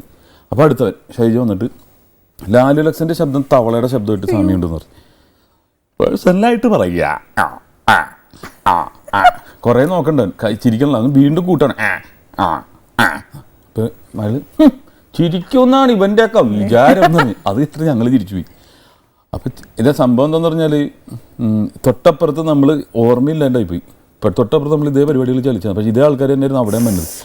Same repeat. അപ്പോൾ അവർക്ക് ഇതൊക്കെ റെക്കോർഡ് ചെയ്ത് ആ സമയത്തൊക്കെ പിന്നീട് പിന്നീട് അന്വേഷിച്ചു തുടങ്ങി, ജിയോഗ്രഫി പഠിച്ചു തുടങ്ങി. ഇത് ഇന്ന സ്ഥലമാണ്, കാശ് കിട്ടുമെന്ന് പറഞ്ഞ് വെറുതെ അങ്ങോട്ട് പോരുത് പറഞ്ഞിട്ട് ഇത് ഏത് സ്ഥലത്താണ് പോണത്, ഇത് വെറുതെ വണ്ടി കയറി ഇരിക്കുക, അവിടെ ചെന്ന് ഇറങ്ങുക, പ്രോഗ്രാം ചെയ്യുക. അന്ന് മുതൽ ജിയോഗ്രഫി പഠിച്ചു തുടങ്ങി. പാല എന്ന് പറയുന്ന സ്ഥലത്ത് ഇന്ന പള്ളിയിൽ ഇന്ന സമയത്ത് അവതരിപ്പിക്കുന്നുള്ളത്. അതാ ഹിറ്റ് ആവാതെ പോയത് അല്ലേ? ശരിയാ. ശരിക്കും ഈ സ്റ്റേജിലൊക്കെ പെർഫോം ചെയ്യുമ്പോഴേ ടീച്ചറിന് ഏറ്റവും പക്കായിട്ട് പെർഫോം ചെയ്യാൻ പറ്റിയ ഒരു ക്യാരക്ടർ, അതായത് ഏതെങ്കിലും ഒരു ആർട്ടിസ്റ്റിനെ ഇമിറ്റേറ്റ് ചെയ്യോ? അത് മമ്മൂക്കനെ തന്നെയാണ് അനുകരിച്ചിട്ടുള്ളത്. മമ്മൂക്ക തന്നെ ഫ്രണ്ടിലിരുന്ന് കണ്ടിട്ട് ഇഷ്ടപ്പെട്ടിട്ടാണ് എന്നെ വിളിച്ചിട്ട് ഇങ്ങനെ പറഞ്ഞത്, ഇങ്ങനെ ഒരു പടമുണ്ട്, എൻ്റെ ഒരു ബോഡിയായിട്ട് അഭിനയിക്കണമെന്ന് പറഞ്ഞു. ശരീരം പറ്റി സിനിമയിൽ വന്ന ആളാണ് ഞാൻ. ബോഡി ആയിട്ടോ? ഡബിൾ റോൾ ചെയ്തപ്പോൾ എൻ്റെ ശരീരമല്ലേ ഉപയോഗിച്ചത്. അണ്ണൻ തമ്പി, പാലേരി മാണിക്യം, അതിൽ ത്രിബിളായിരുന്നു. പിന്നെ പട്ടണത്തിൽ ഭൂതം, അതിലൊക്കെ ഡാൻസൊക്കെ ചെയ്യുമ്പോൾ ഇത് അണ്ണൻ തമ്പിയിൽ ഡാൻസൊക്കെ ഉണ്ട്, ഇപ്പോൾ കണ്ടറിയാൻ പറ്റും. മമ്മൂക്കയുടെ ഡാൻസ് നമുക്ക് കുഴപ്പമില്ല, നമുക്ക് അഡ്ജസ്റ്റ് ചെയ്ത് കളിക്കാം. അങ്ങനെ പെർഫെക്റ്റായിട്ട് തോന്നി എനിക്ക് അതാണ്. അതും ഞാൻ എൻജോയ് ചെയ്ത് ചെയ്യുന്നതാണ്. അത് ഇപ്പോൾ അദ്ദേഹം കൂടി ആസ്വദിച്ചതുകൊണ്ടാണ് ഞാൻ സിനിമയിൽ വന്നത്, അല്ലെങ്കിൽ അന്ന് എൻ്റെ തലവെട്ടി കളഞ്ഞേനെ. പക്ഷെ ഞാൻ ഇങ്ങനെ ഭയങ്കര മോശമായിട്ട് ആരും ഞാൻ അനുകരിക്കാറില്ല, ചെയ്യുമ്പോൾ അതിൻ്റെ ഒരു വൃത്തിയിലേ ചെയ്യാറുള്ളൂ. അത് പാട്ടായിരുന്നു, പാട്ട് സീൻ ചെയ്താണ്. പിന്നെ അതിനുശേഷം ബിഗ് ബി എന്ന് പറയുന്ന പടത്തിൻ്റെ ഡയലോഗുണ്ട്, മുരുക പാട്ട് കിടുക, കോടതിയിൽ നിന്നല്ല അവൻ്റെ ഉമ്മാൻ്റെ ഗർഭപാത്രത്തിൽ നിന്നാണെങ്കിലും പൊക്കിയിരിക്കും, നീയൊക്കെ വള്ളി ട്രൗസർ ഇട്ട് അജന്തയിൽ ആദിപാപം കണ്ടു കിടക്കുന്ന ടൈമിൽ നമ്മൾ ഈ സീൻ വിട്ടതാണ്. ദുബായിൽ നിന്ന് വന്നതാണ് എൻ്റെ വാപ്പ, പണിയും കഴിഞ്ഞ് അടുത്ത വിമാനത്തിൽ ദുബായിക്ക് പോകണം. ഇങ്ങനെയാണ്. അപ്പോൾ ബിഗ് ബിയും ഇതൊക്കെ ഭയങ്കര ഇപ്പോൾ കണ്ടാലും ഇപ്പോൾ ഇറങ്ങിയ സിനിമയാണെന്ന് തോന്നുന്നു. പിന്നെ സുരേഷ് ഏട്ടനെയാണ് അനുകരിച്ച് കുറേ അരി മേടിച്ചിട്ടുള്ളത്. അത് കമ്മീഷണർ എന്ന പടം തന്നെയാണ്. പക്ഷേ അദ്ദേഹത്തിന് കമ്മീഷൻ എന്ന് പറഞ്ഞാൽ ഓർമ്മയുണ്ടോ ഈ മുഖം, ഓർമ്മ കാണില്ലെന്നറിയാം, ഇങ്ങനെയുള്ളൊരു ഇതൊക്കെ പോയിട്ട് പിന്നെ ഇപ്പോൾ എന്ന് പറഞ്ഞിട്ടുണ്ടെങ്കിൽ ക്വിസ് മാസ്റ്ററായിട്ട് മാറിയല്ലേ. ഞാൻ ചോദിക്കുന്ന ചോദ്യത്തിന് കൃത്യമായിട്ട് ഉത്തരം പറഞ്ഞാൽ നിങ്ങൾക്ക് കിട്ടുന്നത് 5000 രൂപയാണ്, 50,000 rupees. വേണമെങ്കിൽ നിങ്ങൾക്ക് വേണ്ടി ആ ടെൻഷൻ മാറ്റാൻ ഒന്ന് പാടാം. ഇളയ നില തൊടിയരുത്. അദ്ദേഹം കൂടുതൽ വില്ലന്മാർക്കൊക്കെ പേടി സ്വപ്നമായിരുന്ന ആള് ഇപ്പൊ ഭയങ്കര വീട്ടിൽ അതിഥിയായി മാറി. ഒരുപാട് ഇപ്പൊ ഇത്രയും പേരെയൊക്കെ ഇമിറ്റേറ്റ് ചെയ്തില്ലേ ടിൻചേട്ടാ? ടിൻചേട്ടാ നാളെ ചിലപ്പോ എന്നെയും ആരെങ്കിലും ഇമിറ്റേറ്റ് ചെയ്യുമായിരിക്കും. എന്റെ പ്രോഗ്രാം കണ്ടതല്ലേ? അയ്യോ ഒന്ന് കാണിച്ചേ പ്ലീസ്, ഒന്ന് കാണാം. ആദ്യം ടിൻചേട്ടൻ ചെയ്യുമ്പോ ഒന്ന് മനസ്സിലാക്കാലോ ഇതായിരിക്കുമെന്ന്. ടിൻചേട്ടൻ ഇത്ര നേരമൊക്കെ ഇങ്ങനെ ഒരു ഇമിറ്റേറ്റ് ചെയ്തില്ലേ? അപ്പൊ അതുപോലെ അത് നമ്മള് കുറച്ചും കൂടി ഓവറായിട്ടാണ് ചെയ്യേണ്ടത്. പക്ഷെ ഇത്രയും കൂടി മര്യാദ കുറവ് ഞാൻ ഇത്തിരി ഗാർണിഷ് ഒക്കെ ചെയ്താണ്. ഞാൻ അങ്ങനെ ആക്കില്ല. ഞാൻ ഒരാളുടെ മനസ്സ് വേദനിക്കുന്ന രീതിയിൽ അനുകരിക്കില്ല. ഡയറക്ടർ സിദ്ദിഖിന്റെ അടുത്ത് പറഞ്ഞു, ഒരാളെ നീ അനുകരിക്കുമ്പോൾ അയാൾ വേദനിക്കരുത്. അതാണ് അതിന്റെ ഒരു എത്തിക്സ് എന്ന് പറയുന്നത്. അത് വിട്ടിട്ട് ഞാൻ ചെയ്യാറില്ല. ചേട്ടാ ഈ മിമിക്രി അല്ലാതെ ചേട്ടാ ഡിഗ്രി പാസ്സായി, പിന്നെ എനിക്ക് തോന്നുന്നു ചേട്ടാ LLBക്ക് ജോയിൻ ചെയ്തില്ലേ? ലോ കംപ്ലീറ്റ് ചെയ്തു. പിന്നെ നമ്മൾ വർഷം കഴിയുമ്പോൾ ഇത്തിരി ബാക്കി വെക്കണ്ടേ? അപ്പൊ ലോ ബാക്കി വെച്ചോ? ലോ കുറച്ച് ബാക്കി വെച്ചിട്ടുണ്ട്. നിയമം കയ്യിലെടുക്കണ്ടെന്ന് വിചാരിച്ചിട്ട്. അതെന്നാ ചേട്ടാ നല്ലൊരു കോഴ്സ് അല്ലേ അത്? എന്നത്തിന് കളഞ്ഞേച്ചു പോകുന്നേ? കളഞ്ഞിട്ടില്ല, ഇതിപ്പോ വേണമെങ്കിലും എഴുതിയെടുക്കാം. പക്ഷെ ഞാൻ എനിക്കൊരിക്കലും ഒരു വക്കീലായിട്ട് പ്രാക്ടീസ് ചെയ്യാൻ ഇഷ്ടമില്ലായിരുന്നു. ഇതെന്റെ ഫാദറിന്റെ നിർബന്ധം കാരണമാണ്. പക്ഷെ ഞാൻ ജഡ്ജായി മിമിക്രി റിയാലിറ്റി ഷോയിൽ. പക്ഷെ ആ വക്കീലാവാനാണ് ഫാദർ ആഗ്രഹിച്ചത്. പക്ഷെ ഞാൻ ജഡ്ജ് വരെ. മനസ്സിലായില്ലേ? അപ്പൻ എന്നാ പറഞ്ഞു മോനെ ജഡ്ജായിട്ട് കണ്ടിട്ട്? ഭയങ്കര മതിപ്പായിരുന്നായിരിക്കും. അല്ല, ഇങ്ങനെ ഒരു ജഡ്ജാവെന്ന് ഞാൻ വിചാരിച്ചില്ല എന്ന് പറഞ്ഞില്ലേ. അപ്പോൾ എന്താന്ന് പറഞ്ഞാൽ തെറ്റ് ചെയ്ത ആൾക്കാരാണ് നമ്മുടെ അടുത്ത് വരുന്നത്. അപ്പോൾ വരുമ്പോൾ നമ്മള് അതിന് എന്റെ മനസ്സ് സമ്മതിക്കില്ല. ഞാൻ എന്നാവാനായിരുന്നു ഇഷ്ടം? അഡ്വക്കേറ്റ് അല്ലായിരുന്നെങ്കിൽ എനിക്കൊരു ആർട്ടിസ്റ്റ് എന്ന് പറഞ്ഞാൽ സിനിമയുടെ ഏതെങ്കിലും ഭാഗത്ത്, ചിലപ്പോൾ പ്രൊഡക്ഷനിലായിരിക്കും, അല്ലെങ്കിൽ ചിലപ്പോൾ ക്യാമറയുടെ പിന്നിലായിരിക്കും, അങ്ങനെ ഏതെങ്കിലും ഒരു ഭാഗത്ത് എപ്പോഴും ഉണ്ടാവണമെന്ന് ആഗ്രഹിക്കുന്ന ഒരാളാണ്. അപ്പന് ഇഷ്ടമല്ലായിരുന്നു അത്? അപ്പന് വലിയ താല്പര്യം, പുള്ളി ഒരു അക്കാഡമിക് ആയിട്ടൊരു താല്പര്യമുള്ള ഒരാളാണ്. സിസ്റ്റർ ഡോക്ടറാണ്, പുള്ളി എഞ്ചിനീയറാണ്, ഞാൻ മാത്രം തൊണ്ടത്തൊഴിലാളി. ഒത്തിരി പേര് നമ്മുടെ ഇലക്ഷൻ വന്നുകൊണ്ടിരിക്കുക, ഒത്തിരി നമ്മുടെ ഇൻഡസ്ട്രിയിലുള്ള ആൾക്കാർ തന്നെ ഒത്തിരി പേര് ഇപ്പം മത്സരിക്കാൻ നിൽക്കുന്നുണ്ട്. ടിൻചേട്ടന് അങ്ങനെ വല്ല നിൽക്കാൻ ഇഷ്ടമുണ്ടോ? സ്വന്തം നാട്ടിൽ നിൽക്കാൻ ഒരു സീറ്റ് കിട്ടുവാന്ന് വെച്ചു? ഇല്ലേ, ഇഷ്ടമല്ലേ? അങ്ങനെ പൊളിറ്റിക്സ് ഇഷ്ടമല്ലേ? പൊളിറ്റിക്സ് ഞാൻ ഈ അടുത്ത് ഒരു സ്കൂളിൽ ചെന്നപ്പോൾ കുട്ടികളോട് ചോദിച്ചു, നിങ്ങൾക്ക് ഭാവിയിൽ ആരാകണം? അപ്പോൾ ഒരാൾ എഞ്ചിനീയർ, ഒരാൾ ഡോക്ടർ, ഒരാൾ കളക്ടർ. അപ്പോൾ ഞാൻ MLA ഇവരൊക്കെ ഇരിപ്പുണ്ട്. ഞാൻ ചോദിച്ചു, നിങ്ങൾക്ക് MLA മന്ത്രി എന്നാവണ്ടേ? അപ്പോൾ ഒരു കുട്ടി പറഞ്ഞാണ്, MLA മന്ത്രിയൊക്കെ ആയാൽ വിജിലൻസ് കേസ് നേരിടേണ്ടി വരും. അപ്പം അത് എല്ലാവർക്കും ബാധകമെന്നാണ് ഇവരുടെ വിചാരം. പിന്നെ നമുക്ക് അത്ര ഡെഡിക്കേറ്റഡ്, ഒന്നില്ലെങ്കിൽ അങ്ങനെ ഡെഡിക്കേറ്റഡ് ആയിരിക്കണം. നമ്മൾ ജനങ്ങൾക്ക് വേണ്ടി തന്നെ ആയിരിക്കണം. നല്ല സിനിമയിൽ കാണുന്ന പോലെ തന്നെ ആയിരിക്കണം. ഒരു ഡെഡിക്കേറ്റഡ് ആയി ചെയ്യുക. അല്ലാതെ നമ്മൾ മറ്റൊക്കെ ചതിയന്മാരും കൊള്ളക്കാരൊന്നും അല്ലാട്ട് ഉദ്ദേശിക്കുന്നത്. നമുക്ക് അത്രയും സഹനശക്തിയില്ല. നമ്മൾ ഫ്രീ ആയിട്ട്, ഞാൻ പറഞ്ഞില്ല, പൂച്ചയാകാനാണ് എനിക്കിഷ്ടം, പുലിയാകാനല്ല. എല്ലായിടത്തും ഒരു കാര്യത്തിൽ ഇപ്പൊ കുട്ടികൾ പറഞ്ഞാൽ ഒരു കാര്യം മനസ്സിലാക്കി നോക്കൂ, കുട്ടികൾക്ക് പോലും പൊളിറ്റീഷ്യനെ പറ്റിയുള്ള ഒരു അഭിപ്രായം നോക്കൂ, ഒരു നല്ലൊരു ഇതില്ല. അല്ല, ഇപ്പൊ നമ്മൾ ന്യൂസ് ചാനൽ എടുക്കുക, ഇപ്പൊ CNN BBC ഒക്കെ എടുത്താൽ അമേരിക്കയെ കുറിച്ച്, അത് ഇനി വരാൻ പോകുന്ന 5 വർഷം അവിടുത്തെ ഡെവലപ്മെന്റ്സിനെ കുറിച്ചാണ് സംസാരിക്കുന്നത്. നമ്മളിപ്പോഴും തന്നെ സരിതയെക്കുറിച്ച് സോളാർ CD ഇത് തന്നെ. എന്നിട്ട് നമ്മുടെ waste of energy, waste of electricity ഒക്കെയാണ് വൈകിട്ട്. എല്ലാവരെയും കുറ്റം പറയുന്നല്ല കേട്ടോ. പക്ഷെ ഞാനിതെല്ലാം കാണും കേട്ടോ. എല്ലാവരും കണ്ട് എന്താണെന്നിരിക്കണം. കാരണം ഇത് എന്തിനു വേണ്ടി, എന്നിട്ട് അതിൻ്റെ ഒരു കൺക്ലൂഷൻ വരുന്നത് എന്താണ്? ഒന്നിലും എത്തുന്നില്ല. വീണ്ടും പിറ്റേ ദിവസം അപ്പോൾ ഇതിനെക്കുറിച്ച് എന്താണെന്ന് അറിയാം. അപ്പോൾ ഇതിനെക്കുറിച്ച് തമാശ പോലും ഞാൻ ഉണ്ടാക്കി. അതായത് ഒരു ദിവസം ന്യൂസൊന്നും ഇല്ലാണ്ട് ഒരാളിങ്ങനെ ഇരിക്കുകയാണ്. എന്ത് ചെയ്യും? ഒരു ന്യൂസും ഇല്ല, ഒരു ഹോട്ട് ന്യൂസും കിട്ടിയിട്ടില്ല. സന്ധ്യാ ചർച്ച നടത്തണം. ഇപ്പുറത്തൊരു കുട്ടി പഠിക്കുന്നത് കേട്ടു, അയ്യപ്പൻ്റെ അമ്മ നെയ്യപ്പൻ ചുട്ടു, കാക്ക കൊത്തി കടലിലിട്ടു. അപ്പം എന്ത് എഴുതി? ഭയങ്കര ഷ്രൂഡായിട്ടുള്ളൊരു എഴുത്താണ് എഴുതുന്നത്. ഇനി എന്താണ് നടക്കാൻ പോകുന്നത് വെച്ചാൽ അയ്യപ്പൻ്റെ നിവേദ്യമായ നെയ്യപ്പം ഏതോ കാക്ക കുത്തി കടലിലിട്ടിരിക്കുകയാണ്. അപ്പോൾ ഇതിനെക്കുറിച്ച് നമുക്ക് വെള്ളാപ്പള്ളി നടേശൻ സാറിനെ ഒന്ന് വിളിക്കാം, അദ്ദേഹത്തിന് എന്താ പറയാനുള്ളതെന്ന് കേൾക്കാം. അതായത് നമ്പൂരി വരുന്ന അയാടി വരുന്ന അദ്ദേഹത്തിന് ഇതാണ് പറയുന്നത്. നമുക്ക് ഉമ്മൻചാണ്ടി സാറിനെ വിളിച്ചു നോക്കാം. അങ്ങനെ വർഗീയ ലഹള ഉണ്ടാവാണ് കേരളത്തിൽ, മനസ്സിലായില്ലേ? അപ്പോൾ അതുപോലെയാണ് ഓരോ ന്യൂസുകളും നമ്മളിങ്ങനെ കുത്തിപ്പൊയ്ക്കാൻ ആവശ്യമായിട്ട്. പക്ഷേ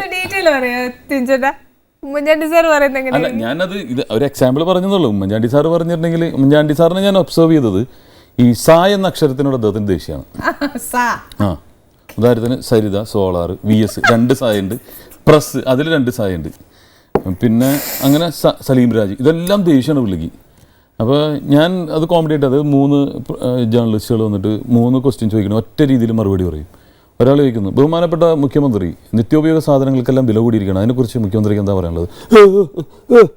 അപ്പോൾ അടുത്ത ആൾ, സോളാർ കേസിൽ ഇതുവരെയായിട്ടും പരിഹാരമല്ല, അതിനെക്കുറിച്ച് മുഖ്യമന്ത്രിക്ക് എന്താ പറയാനുള്ളത്? സുപ്രീം കോടതി വിധി വന്നിരിക്കുകയാണ് ബാറുകൾ അടച്ചുപൂട്ടാൻ, അതിനെക്കുറിച്ച് മുഖ്യമന്ത്രിക്ക് എന്താ പറയാനുള്ളത്? അപ്പോൾ ഒറ്റ വാക്കിൽ അദ്ദേഹം മറുപടി പറയും,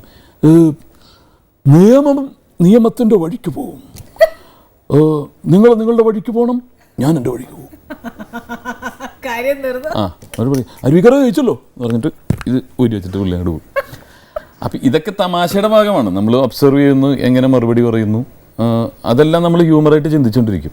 അപ്പം ഞാൻ പറയുന്നത് മറ്റൊന്നുമല്ല, ഈ കുട്ടികൾ പറഞ്ഞതിൻ്റെ ഇതിലേക്കാണ് ഞാൻ വീണ്ടും തിരിച്ചെത്തുന്നത്. അപ്പോൾ ഇവർ മാതൃകയാവണം. ഇപ്പോൾ ഒരു എഞ്ചിനീയർ തെറ്റ് ചെയ്താൽ ഒരു പാലം പൊളിഞ്ഞു വീഴും, അല്ലെങ്കിൽ ഡോക്ടർ തെറ്റ് ചെയ്താലൊരു കുട്ടി അല്ലെങ്കിൽ ഒരാൾ ചിലപ്പോൾ പേഷ്യൻ്റ് അപകടത്തിലാവും. പക്ഷെ ഒരു മന്ത്രി ഒരു തെറ്റ് ചെയ്യുമ്പോൾ ഒരു നാടാൻ മുടിഞ്ഞു പോകണത്. സത്യം, നമുക്ക് റോൾ മോഡലാക്കി കാണിക്കാൻ ആരുമില്ല. ശരിയാ. പിള്ളേരിപ്പോൾ പഠിക്കുന്നത് നമ്മുടെ ഹിസ്റ്ററിയിലേക്കൊക്കെ പറഞ്ഞു കൊടുക്കാനേ ഒക്കത്തുള്ളൂ, അല്ലാതെ ഇപ്പം വെച്ചിട്ട് പിള്ളേർ സിനിമയിലൂടെ നമുക്ക് പ്രതികരിക്കാൻ സാധിക്കും, ഞങ്ങൾ കോമഡിയിലൂടെ പ്രതികരിക്കാൻ സാധിക്കും. അതും പലർക്കും പല ചേഞ്ചസ് ഉണ്ടാക്കിയിട്ടുണ്ട്. മനസ്സിലൊരു ഇത് കാണുമ്പോൾ തോന്നുമല്ലോ, ഒരു ഗിൽറ്റി കോൺഷ്യസ് അല്ലേ, ഇത് എല്ലാവർക്കും മനസ്സിലായല്ലോ എന്നുള്ളൊരു. അതുകൊണ്ടാണ് തിയേറ്ററിൽ ഇരുന്നിട്ട് ഇങ്ങനെ ഇതിനെതിരെയൊക്കെ പറയുമ്പോൾ, ഷാജി സാറിൻ്റെ പടത്തിലൊക്കെ ഗവൺമെൻറ്റിനെതിരെയൊക്കെ പറയുമ്പോൾ ആൾക്കാർ കൈയടിച്ചുകൊണ്ടിരിക്കുന്നതെന്ന് പറഞ്ഞാൽ അവരുടെ ദേഷ്യം ആണ് അവിടെ പ്രകടിപ്പിച്ചുകൊണ്ടിരിക്കുന്നത്. അങ്ങനെ പറ്റുള്ളൂ. പത്രം വായിച്ചിട്ട് തെറി പറയാമെന്ന് മാത്രമേ ഉള്ളൂ, മറ്റേ നമുക്ക് നമ്മുടെ എനർജി മുഴുവൻ ഇതിനകത്ത് തീർക്കാം. സത്യം. ഇപ്പം ഈ ഇടയ്ക്ക് ടിൻചേട്ട ഒരു ക്യാരക്ടർ ചെയ്തില്ലേ, ജീസസ് ക്രൈസ്റ്റിന്റെ, അതുപോലെ എന്നെ കമൽ സാറും ആമേൻ്റെ സ്ക്രിപ്റ്റ് റൈറ്ററാണ്. അപ്പോൾ പറഞ്ഞ് എന്നെ ഇങ്ങനെ സിനിമയിലേക്ക് എടുത്തിട്ടുണ്ട്. അപ്പോൾ കമൽ സാറല്ലേ ഇത്രയും മമ്മൂക്കയുടെ പടം, അപ്പോൾ എന്ത് ക്യാരക്ടറാണെന്ന് ചോദിച്ചപ്പോൾ ജീസസ് ക്രൈസ്റ്റാന്ന് പറഞ്ഞപ്പോൾ ജീസസ് ക്രൈസ്റ്റ് എങ്ങനെ വിചാരിച്ചിട്ടും പാഷൻ ഓഫ് ക്രൈസ്റ്റൊക്കെ കണ്ട് നമ്മുടെ മനസ്സിലേക്കല്ലേ. പക്ഷേ ഇതൊരു വൃത്തികെട്ട രീതിയിലുള്ള ജീസസ് ക്രൈസ്റ്റാണ്, ഗുണ്ട ലുക്കൊക്കെ മതി എന്ന് പറഞ്ഞു. പക്ഷേ അതിൻ്റെ കാര്യങ്ങൾ വിശദീകരിച്ച് തന്നപ്പോൾ എനിക്ക് മനസ്സിലായി, അതായത് ഒരു പ്രതിമയാണ് ഞാൻ, അല്ലാതെ ജീസസ് ക്രൈസ്റ്റ് ഒന്നുമല്ല. പക്ഷെ പ്രതിമയുടെ ഷേപ്പ് മാറിപ്പോയി. ഇപ്പം ഞാൻ അതിനെക്കുറിച്ചൊരു പഠനം നടത്തി. അതായത് നമ്മൾ ദൈവങ്ങൾ ആരും ചിരിച്ച് കണ്ടിട്ടില്ല ഇങ്ങനെ, അല്ലെങ്കിൽ ജീസസ് ക്രൈസ്റ്റിനെ ഞാൻ ഇതുവരെയായിട്ട് ചിരിച്ചുകൊണ്ട് ഇങ്ങനെ കണ്ടിട്ടില്ല അല്ലേ. അപ്പം ഞാൻ ഇതിനെക്കുറിച്ച് അന്വേഷിച്ചു, എന്താണ് ദൈവങ്ങൾക്ക് കോമഡി ഇഷ്ടമല്ലേ, ഞാനൊക്കെ കോമഡി, ഇനി പാപമാണോ കോമഡി? അപ്പോൾ അതിനെക്കുറിച്ച് അന്വേഷണം നടത്തി. അപ്പോൾ ബൈബിളിലൊന്നും യേശു ചിരിച്ചതായിട്ട് പറയാനുള്ള. അപ്പോൾ പല അച്ഛന്മാരത്ത് ചോദിച്ചപ്പോൾ അച്ഛന്മാരെന്നൊക്കെ ഒഴിഞ്ഞു മാറണം, അച്ഛന്മാർക്ക് അറിയാൻ പാടില്ല. ഞാൻ പറയും യേശു ചിരിച്ചിട്ടില്ലെന്ന്. അപ്പോൾ ഒരു ഫോട്ടോസോ ഇതൊന്നുമില്ല. അങ്ങനെ ഒരു അച്ഛനെ കണ്ടു പറഞ്ഞു, ബിബിൻ അച്ഛൻ എന്ന് പറഞ്ഞ അച്ഛൻ്റെ അടുത്ത് ചോദിച്ചു, ഇങ്ങനെ അച്ഛൻ പറഞ്ഞ് ചിരിച്ചിട്ടുണ്ട്. ഇനി കുട്ടികളോടൊപ്പം ആയിരുന്നു, ആ സമയത്ത് ചിരിച്ചിട്ടുണ്ട്. നമ്മളെപ്പോഴും ചിരിക്കുന്നതും നമ്മൾ കുട്ടിയാകുമ്പോഴാണല്ലോ, എല്ലാം മറന്ന് ചിരിക്കുന്നത് നമുക്ക് കുട്ടിയാവും. അപ്പോൾ ഇവർക്കൊക്കെ ഇഷ്ടമാണ്. പക്ഷേ ഈ ഒരു ജീസസ് ക്രൈസ്റ്റിലേക്ക് വന്നപ്പോഴെന്ന് പറഞ്ഞിട്ടുണ്ടെങ്കിൽ അതിൻ്റെ ഒരു സെൻസ് എന്ന് പറഞ്ഞിട്ടുണ്ടെങ്കിൽ ഇങ്ങനെ മാറിപ്പോയ പ്രതിമയാണ്, ഷേപ്പ് മാറിപ്പോയത്. ഇതിനുശേഷം ഞാനിവിടെ ഇല്ലാത്തപ്പോൾ എൻ്റെ വൈഫിനൊരു കന്യാസ്ത്രീ വിളിച്ചിട്ട് ഭർത്താവിൻ്റെ അടുത്ത് പറഞ്ഞേക്കിട്ടാ, ഇതൊന്നും ഈ വേഷം കിട്ടുമെന്നും കാണിക്കരുത്, കർത്താവിനോടാണ് കളിക്കേണ്ടത്. ഇത് ക്യാരക്ടറാണ് നമ്മൾ ചെയ്യണമെന്ന് മനസ്സിലാക്കാതെ 2 മണിക്കും 1 മണിക്കൊക്കെ കന്യാസ്ത്രീ വിളിച്ചിട്ട് ഇപ്പോൾ രാഗലി. അപ്പോൾ അതെന്താണെന്നുള്ളത് മനസ്സിലാക്കുക. നമ്മൾ ആ ക്യാരക്ടർ ഇപ്പോൾ നമ്മൾ ചെയ്യുന്നതിൻ്റെ യഥാർത്ഥ സെൻസ് മനസ്സിലാക്കാതെ, അല്ലാണ്ട് ഞാൻ ആരെയും കുറ്റപ്പെടുത്താൻ ഇതൊന്നും വേണ്ടിയിട്ടില്ല ചെയ്തത്. പക്ഷേ ഇങ്ങനെ ഓരോ ക്യാരക്ടർ ചെയ്യുമ്പോൾ അതിനകത്ത് ഒരു കാര്യം മനസ്സിലാക്കിക്കൂടെ, നമ്മൾ ആ ക്യാരക്ടർ കൂടെ തന്നെ നമ്മുടെ മറ്റുള്ളവരുടെ മനസ്സിൽ എന്തോരം നമ്മൾ കയറുന്നു എന്നുള്ളത് ഒരു മെസ്സേജ് പോലും നമുക്ക് അത് കൊടുക്കാൻ ഒക്കും അല്ലേ, that is positive or negative, അത് നമ്മളത് കൊടുക്കാൻ പറ്റുന്നില്ല ഒരു ക്യാരക്ടർ. അപ്പോൾ നമ്മൾ ചെയ്യുന്ന ഒരു വേഷം നല്ലതാവണം എന്ന് നമുക്ക് സ്വയം തോന്നത്തില്ലേ? അതെ, ഇപ്പം എപ്പോഴും ഹീറോസ് പോസിറ്റീവിൻ്റെ സൈഡ് ആയിരിക്കുമല്ലോ. പക്ഷെ ദൃശ്യം എന്ന് പറഞ്ഞ സിനിമയിൽ മാത്രമാണ് നെഗറ്റീവ് ആണ്. അപ്പോൾ പള്ളിയിൽ അച്ഛൻ ഏതാണ്ട് എന്നെ ശത്രുവിനെ പോലെ കാണുന്നതാണ്. ചിലര് സിനിമയിലൂടെ കുറ്റകൃത്യം പ്രോത്സാഹിപ്പിക്കുക, എന്നിട്ട് എന്നെ ഇങ്ങനെ നോക്കിക്കൊണ്ടിരിക്കും, ഞാൻ ഏതോ തെറ്റ് ചെയ്ത പോലെയാണ്. അപ്പോൾ പക്ഷെ അതിൻ്റെ അകത്തൊരു നന്മയുടെ വശം നമ്മൾ കുടുംബത്തിന് വേണ്ടിയാണ് നിൽക്കേണ്ടത്. അൾട്ടിമേറ്റ് കുടുംബമാണ് നമ്മൾ, ഫാമിലി. അത് ഒരു അച്ഛൻ എന്ന നിലയിൽ എൻ്റെ കുഞ്ഞിനെ ആക്രമിക്കാൻ വരുന്നവനെ തിരിച്ച് അവരെ രക്ഷപ്പെടുത്താൻ ഒരു തള്ളക്കോഴി കുഞ്ഞുങ്ങളെ രക്ഷപ്പെടുത്തുന്ന പോലെ അവിടെ പോസിറ്റീവാണ് അതുള്ളത്. ചിലരിത് തെറ്റായിട്ട് വ്യാഖ്യാനിക്കും. പറഞ്ഞ പിള്ളേർ ഒരെണ്ണുള്ളൂ, അവൻ 6th ആദം എന്നാണ് പേര്. ആദം ഷെം എന്നാണ് ഇട്ടത്. അതായത് നോഹയുടെ മകനാണ്, പ്രശസ്തനാവും ബുദ്ധിയുള്ളവനാണ്. അങ്ങനെ ആവട്ടെ, അപ്പൻ ആഗ്രഹിക്കുന്ന പോലെ തന്നെ വിചാരിച്ചത് അപ്പന്റെ പോലെ ആകാതെ അങ്ങനെയൊന്നും വിചാരിച്ചത് അപ്പൻ ആഗ്രഹിക്കുന്ന പോലെ ഉയർച്ചയിൽ എത്തട്ടെ എന്നുള്ളത് എനിക്ക് നല്ല മനസ്സിലായി. ഞാൻ നല്ല മനസ്സോടുകൂടി പറഞ്ഞതാ. ആനിന്ന് പേരുള്ളവർക്ക് നല്ല മനസ്സായിരിക്കും, അതല്ലേ?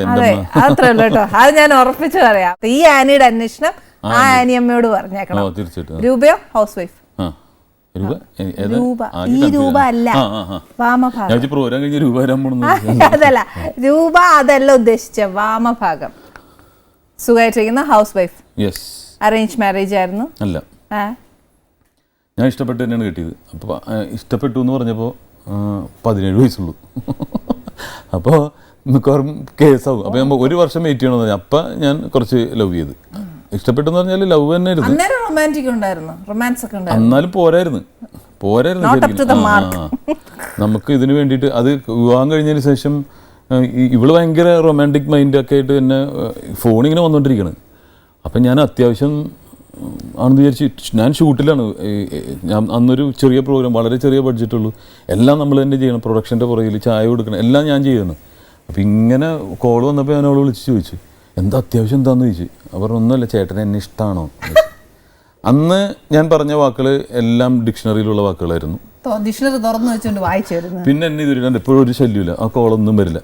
ഇതിൻ്റെ പ്രൊഡക്ഷൻ സൈഡ് വർക്ക് ചെയ്താലേ അറിയാൻ പറ്റുള്ളൂ. അത് ഞാൻ വർക്ക് ചെയ്തിട്ടുണ്ട്. ഞാൻ ഈ ചാനലിൻ്റെ ചെറിയ 500 രൂപ ബഡ്ജറ്റുള്ള പരിപാടി തീർക്കണം, ഇത്ര ആർട്ടിസ്റ്റുള്ള ചെയ്യണം എന്ന് പറയുമ്പോൾ അതിൻ്റെ ഒരു പ്രഷറും ടെൻഷൻ്റെ ഇടയ്ക്ക് ചേട്ടൻ എന്നെ ഇഷ്ടമാണോ എന്ന് ചോദിച്ചാൽ ഞാൻ 6 മണി ചെയ്യുന്നതിന് തുല്യമാണത് നമ്മൾ ചെയ്യുന്നത്. ശമ്പളം കുറച്ച് കൂടുതൽ കിട്ടുമെന്നുള്ളൂ, പക്ഷെ സെയിം സ്ട്രെയിനാണ്. അപ്പോൾ അത് എല്ലാവരും മനസ്സിലാക്കുക. കുറേ കിട്ടിയിട്ടുണ്ട്, മനസ്സിലാക്കി. രൂപ കേൾക്കുന്നുണ്ടല്ലോ അല്ലേ പറയുന്നൊക്കെ, ഇപ്പഴാ സത്യമൊക്കെ വെളിയിൽ വരുന്നേ. എന്നാൽ ഇത്രയൊക്കെ സഹായിച്ചു തന്നിട്ടുണ്ട്. പിന്നെ ചേട്ടാ ഇപ്പൊ വോയിസ് നല്ലയാ. ചേട്ടൻ എപ്പോഴെങ്കിലും പാട്ട് പഠിച്ചിട്ടുണ്ടോ? പാട്ട് പഠിച്ചിട്ടൊന്നുമില്ല. പാടിയിട്ടുണ്ട്? പാടാറുണ്ട് ഇടയ്ക്ക്. ഇങ്ങനെ ഞങ്ങൾക്ക് വേണ്ടി ഒരു പാട്ട് പാടിത്താ. ഇല്ല, പാടില്ല. എന്റെ പൊന്നു ചേട്ടാ, ഇത്രയൊക്കെ പാടുമെന്ന് പറഞ്ഞപ്പോ ഞങ്ങൾക്ക് ഇപ്പൊ ശ്രുതിയും താളവും ലയോ അങ്ങനെ ഒന്നും വേണ്ട. തന്നെ പീണങ്ങല്ലേ എൻ്റെ തന്നെ പീണങ്ങല്ലേ. ഇപ്പൊ ഗാനമേളക്ക് ഏറ്റവും കൂടുതൽ വരുന്ന ഡിമാൻഡ് ഇതാണ്. ഈ ഓർക്കസ്ട്ര 50,000 രൂപ എടുത്തോട് കൊണ്ടുവരും, എന്നിട്ട് പാടുന്നത് മേശമേല അടിച്ചിട്ടാണ്. എന്തേ, അതിന് വേറെ ഒന്നും ഉപയോഗിക്കാൻ പറ്റില്ല. ഹിറ്റായി, അതാ പറഞ്ഞത്. എന്നിട്ട് രണ്ടാമതേത് വേണം, ഇത് തന്നെ മതി ആൾക്കാർക്ക്. വീണ്ടും മേശ എൻ്റെ നല്ല റിത്തമും അതൊക്കെ കേൾക്കാനും ഒക്കെ അല്ലേ, ക്യാച്ചി ആവുക എന്നുള്ളത് തന്നെയാണ്. എല്ലാവർക്കും പാടാൻ പറ്റുന്ന പാട്ട് ഇറങ്ങുമ്പോഴാണ്. ചേട്ടാ മനുച്ചേട്ടനുമായിട്ട് വർക്ക് ചെയ്ത ദൈവമേ നമ്മുടെ പറയുന്ന തന്നെ എനിക്ക് ഒത്തിരി വിഷമ. ശരിക്കും മനുച്ചേട്ടനുമായിട്ട് വർക്ക് ചെയ്ത എന്തെങ്കിലും ഒരു ഫസ്റ്റ് ഗൾഫ് ടൂർ പോണത് ഞങ്ങൾ ഒരുമിച്ചായിരുന്നു. അത് എനിക്ക് സെലക്ഷൻ കിട്ടി. മണിച്ചേട്ടൻ അതുപോലെ തന്നെ ഞങ്ങൾ അറിയപ്പെടുന്നവരൊന്നായിരുന്നില്ല. പക്ഷെ മണി സ്റ്റേജിൽ പെർഫോം ചെയ്ത് കഴിയുമ്പോഴുള്ള നമ്മുടെ നടൻ സിദ്ദിഖായിരുന്നു നയിച്ചത്. കഴിഞ്ഞിട്ടുള്ള ആൾക്കാരുടെ ഒരു ആരവം എന്ന് പറഞ്ഞാൽ കൂലിപ്പണി ചെയ്യുന്ന ഒരാളാണ്. അതായത് സ്റ്റേജിലും സ്ക്രീനിലാണെങ്കിലും കൂലിപ്പണി എന്ന് പറഞ്ഞാൽ വേർക്കണ്ടേ, അതുപോലെ ഹാർഡ് വർക്ക് ചെയ്യുന്ന ഇന്ത്യയുടെ മണി എന്ന് പറയാൻ പറ്റില്ല, കേരളത്തിൻ്റെ മണി എന്ന് പറയാൻ പറ്റില്ല. ഇന്ത്യക്ക് അഭിമാനിക്കാവുന്ന കൂലിപ്പണി ചെയ്യുന്ന കലാകാരൻ. അതായത് കലയിലാണെങ്കിൽ പോലും ഹാർഡ് വർക്ക് ചെയ്തിട്ട് പാടുമ്പോഴും മുതലാണ്. കാശ് കൊടുത്ത് 2 പാട്ട് പാടിയിട്ട് 1.5 ലക്ഷം രൂപ മേടിച്ചുകൊണ്ടുള്ള പല ആൾക്കാരുണ്ട്. ഇതങ്ങനെയല്ല, പാടി ആൾക്കാരെ ആസ്വദിപ്പിച്ച ആൾക്കാരുടെ ഇടയിൽ ചെന്ന് എന്താണെന്ന് അറിഞ്ഞത് ഇപ്പോഴല്ലേ. ഇത്രയും സ്നേഹം ജനങ്ങൾക്ക് ഉണ്ടെന്ന് പറഞ്ഞ് തന്നെ വലിയൊരു നഷ്ടമാണ്. പിന്നെ ഞങ്ങളുടെ അസോസിയേഷൻ, മിമിക്രി ആർട്ടിസ്റ്റ് അസോസിയേഷൻ, അതിലുള്ള കുട്ടികളെന്നൊക്കെ പിള്ളേരെന്നൊക്കെ പറഞ്ഞാൽ പെയിൻറ്റേഴ്സും ഓട്ടോറിക്ഷ ഡ്രൈവർമാരൊക്കെയാണ്. പാവപ്പെട്ടവരാണ്. അതിൽ കുറച്ച് പേര് മാത്രമാണ് ഈ സിനിമയിലേക്ക് വന്നിട്ടുള്ളത്. അപ്പോൾ അവർക്ക് വേണ്ടിയിട്ടൊരു അസോസിയേഷൻ ഉണ്ടാക്കിയപ്പോൾ ഞാൻ മണിച്ചേട്ടൻ്റെ അടുത്ത് നിന്ന് പറഞ്ഞു, മണിച്ചേട്ടൻ പ്രസിഡൻ്റായിട്ട് വെക്കണം. മണിച്ചേട്ടൻ അതിൻ്റെ വിഷമം അറിയാൻ പറ്റുള്ളൂ. മണിച്ചേട്ടൻ ഞാൻ എന്ന് പറഞ്ഞിട്ട് മണിച്ചേട്ടൻ അതിൻ്റെ പ്രസിഡൻ്റായി. പലരും അതിൻ്റെ അത് പിൻവാങ്ങിയിട്ടുണ്ട്, ഞങ്ങൾക്ക് പറ്റില്ല എന്നുള്ള പറഞ്ഞിട്ട്.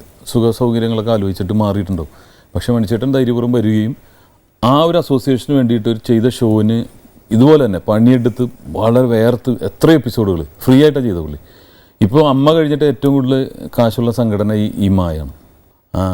പിന്നെ ഓർക്കുമ്പോൾ എന്ന് പറഞ്ഞിട്ടുണ്ടെങ്കിൽ ചിരിയുടെ ഓർമ്മകൾ മാത്രമേ ഉള്ളൂ. നമ്മളാരും വേദനിപ്പിച്ചിട്ടില്ല. അപ്പം നല്ലൊരു കലാകാരൻ എന്ന് പേരെടുക്കാം, പക്ഷെ നല്ലൊരു മനുഷ്യൻ എന്ന് പേരെടുക്കാൻ ബുദ്ധിമുട്ടാണ്. ഇതാണ് ഏറ്റവും വലിയൊരു ഉദാഹരണം. നല്ലൊരു കലാകാരൻ മാത്രമല്ല നല്ലൊരു മനുഷ്യനോടെ ആവുക എന്നുള്ള ഏറ്റവും വലിയ ഭാഗ്യം. നമുക്ക് നഷ്ടമുണ്ടായത് ശരിക്കും കൽപ്പനേച്ചിയും മനുഷ്യനും ഒക്കെ തന്നെയല്ലേ. അതാണ് അപ്പുറത്തും ഇപ്പുറത്തൊക്കെ ഉണ്ടായിരുന്ന ആൾക്കാരൊക്കെ പോകുമ്പോഴുള്ള ഒരു ദുഃഖമാണ്. കൽപ്പന ചേച്ചി ഇതുപോലെ തന്നെ ജഡ്ജസ് ആയിട്ടിരിക്കുമ്പോൾ എൻ്റെ ഇപ്പുറത്തിരിക്കുമായിരുന്നു. കൽപ്പന ചേച്ചിയുടെ കുറുമ്പുകളാണ് കുസൃതികളാണ് ഞാൻ ഓർത്തിരിക്കുന്നത്. കാരണം ജഡ്ജായിട്ടിരിക്കുന്നത് ഏറ്റവും ബോറിംഗ് ആണ്. ഇങ്ങനെ ഇരുന്നിട്ട് മറ്റുള്ളവർ കുറ്റം പറയില്ലാണല്ലോ. ചേച്ചി ഉച്ചക്ക് പായസമൊക്കെ കുടിക്കും. പായസം കുടിച്ചു കഴിഞ്ഞാൽ മോനെ കഴിക്കും മോനെ ഇങ്ങനെ നമുക്ക് വിളമ്പി തരും. എന്നിട്ട് ഒരു പുതിയ ഗ്ലാസ് വെച്ചേക്കണം. ഇത് എന്തിനാന്ന് എനിക്ക് മനസ്സിലായില്ല. എന്നിട്ട് ഉറക്കാണ് പുള്ളിക്കാരി ഇവിടെ ഇരുന്ന്. അറിയില്ല, ചിരിച്ചുകൊണ്ട് ഞാൻ ഉറങ്ങും. എന്നിട്ട് ഇതിനെക്കുറിച്ച് എന്താണ് അഭിപ്രായം എന്ന് പറയുമ്പോൾ നല്ലതായിരുന്നു മോനെ, എല്ലാവരും നല്ലതങ്ങോട്ട് പറഞ്ഞാൽ മതിയല്ലോ, കുറ്റമൊന്നും കാണില്ല. പിന്നെ ഞാൻ കണ്ടുപിടിച്ച് ചേച്ചി ഉറങ്ങണിരുന്നല്ലോ, മോനെ പായസം കുടിച്ചു കഴിഞ്ഞാൽ പിന്നെ ഉറക്കാൻ പറ്റില്ല, നെയ്യല്ലേ അത്. അപ്പൊ അവരുടെ കുരുത്തക്കേടുകളും കുസൃതികളും ഇന്നും നമ്മളെ ചിരിപ്പിക്കുന്ന ഒരുപാട് കാര്യങ്ങളുണ്ട്. തീർച്ചയായിട്ടും ചിഞ്ചേട്ടൻ എനിക്ക് ഏറ്റവും ഇഷ്ടപ്പെട്ട എൻ്റെ അടുക്കളയിൽ സ്വാതന്ത്ര്യമായി കയറി വന്ന് എല്ലാം എന്താ പറയാ ഒരു ചേട്ടനെ പോലെ തന്നെ എല്ലാം പെരുമാറിയെല്ലാം സോ ഹാപ്പി.